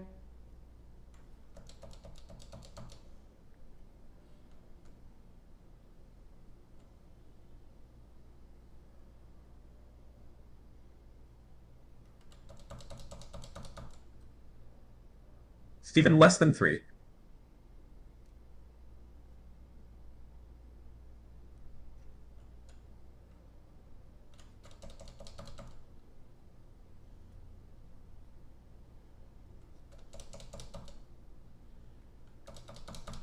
Hey Steven, please don't ignore me. I promise I will never critique your League gameplay again. Apologies. I didn't realize Mary raised a little bitch-ass son who can't take criticism. What is the point of this? Who is this? Okay, I don't care about this. This is dumb.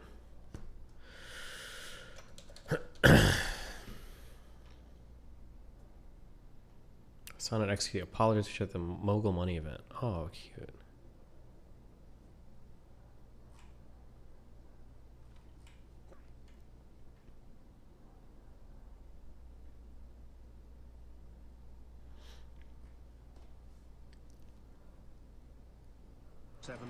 miles an hour. Uncle Feeling is top 5. No, nothing like this! No, please! Oh my god, what is he doing? Wait, was this really an 8-hour, like a live 8-hour flight? What's he doing? No! Why would he crash? No, please!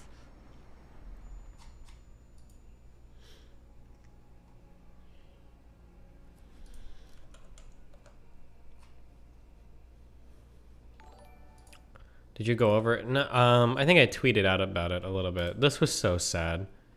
This scum fucking loser. I tried to bully her. I should put her things on like a auto follow until she's bullied off the internet.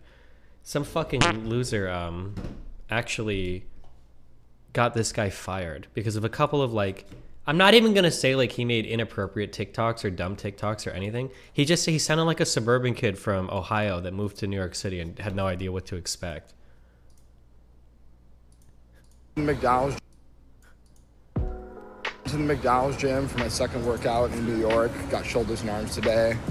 I'm in the Bronx for a few weeks, so I'm like the only white dude in this whole gym.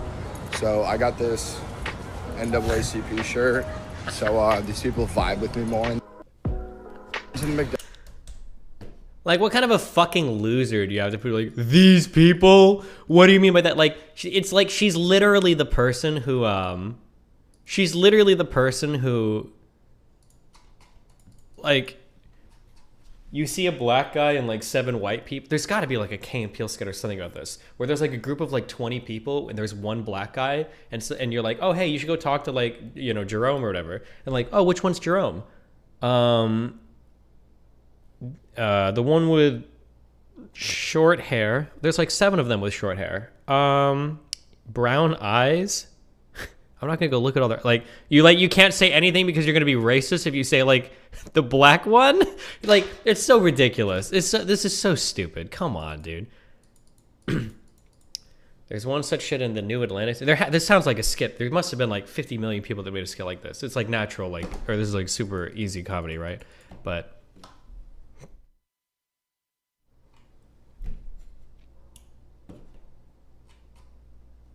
you've watched that vid on stream a while ago? Yeah, I'm sure we have somewhere. Maybe it was an Atlanta scene, yeah. He also posted some shit about, like, he couldn't find any grocery stores. He's looking for, like, a fucking Kroger's in the Bronx. I'm laughing at that, but maybe there are Kroger's somewhere in the Bronx. I don't know. But it sounds like it's going to be a bunch of corner stores and shit.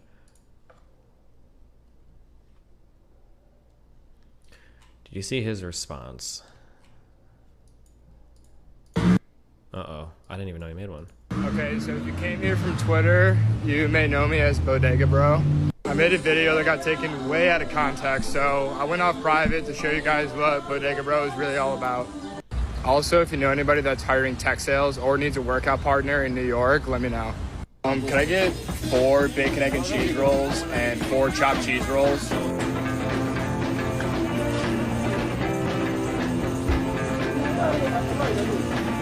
Can't forget the bevs. Man, what are we?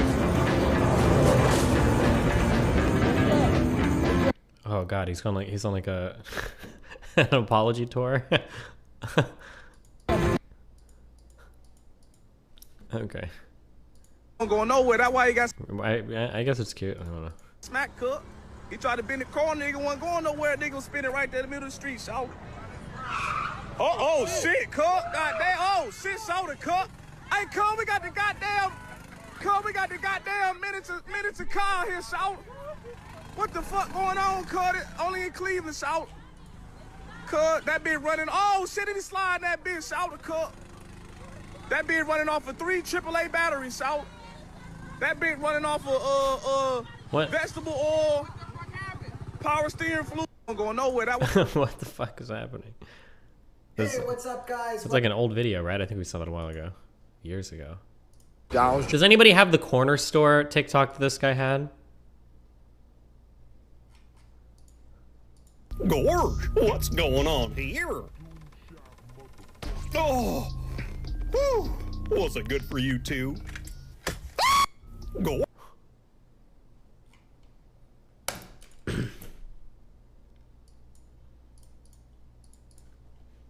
into a degenerate. Fucking easy, yeah. Fuck, you fucking shit. Take my fucking glasses and break my fucking glasses. Fuck you. You're punching me. Oh shit! Really, Nate? She punched me. You need to back the fuck off, Veda. You don't feel no remorse. You literally are here to use this girl. To use her. You don't feel nothing for her, and I just knocked her out. All right? Yeah. Yeah, you knocked her out. On camera. Okay, she like punched him like 80 times, okay? Like York, and I'm trying to go grocery. okay. Oh, I feel so bad for this guy. He's like he's just like a dumb suburban kid. Shopping, and so I type in like grocery stores on my Apple Maps. And like every fucking one I go to, like I'm walking too, like they're like this shit. Or like fucking like this. Like bro, that's not a grocery store. Like I'm trying to get like eggs, yogurt, like cheese, like shit like that, right? Like look at this place.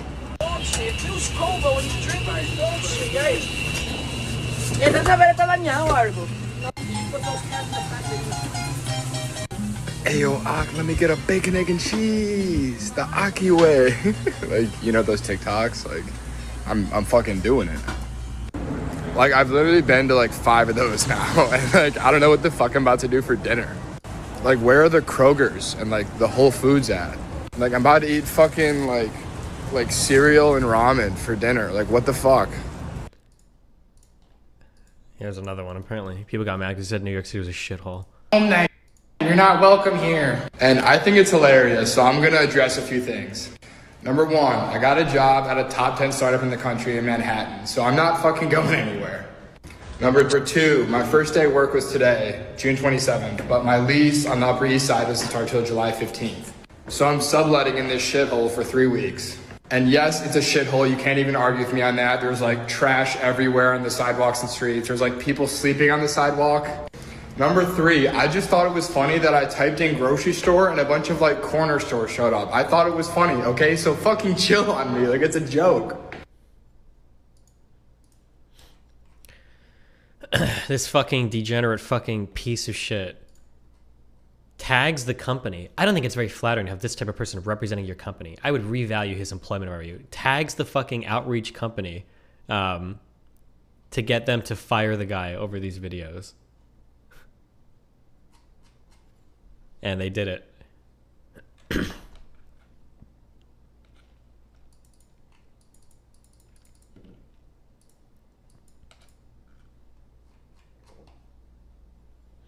A lot of dumb fucks in chat will redirect with this. Well, it was actually because he posted some fucking form on his TikTok, blah, blah, blah, blah, blah. That's bullshit. He got fired because people saw his shit. They wanted to cancel the fuck out of him. They blew his shit up on Twitter and they tagged the company. That's why he got fired. Okay.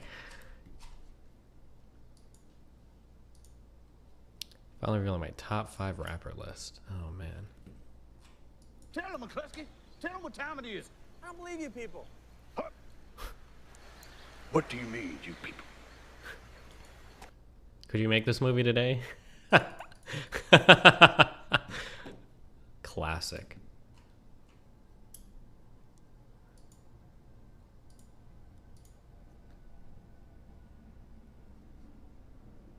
Oh no. What are you, Lincoln Hill Sharp?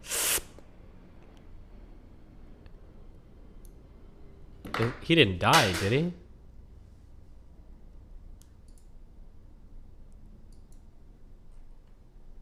Hopefully not. No. Okay. All right. Well, I think tomorrow, maybe I'd like to call my first we're back witness to normal streaming. I'm going to go back to work. I love you guys. Keep it real. Make sure to like and subscribe on YouTube. Stay safe, duders. Okay.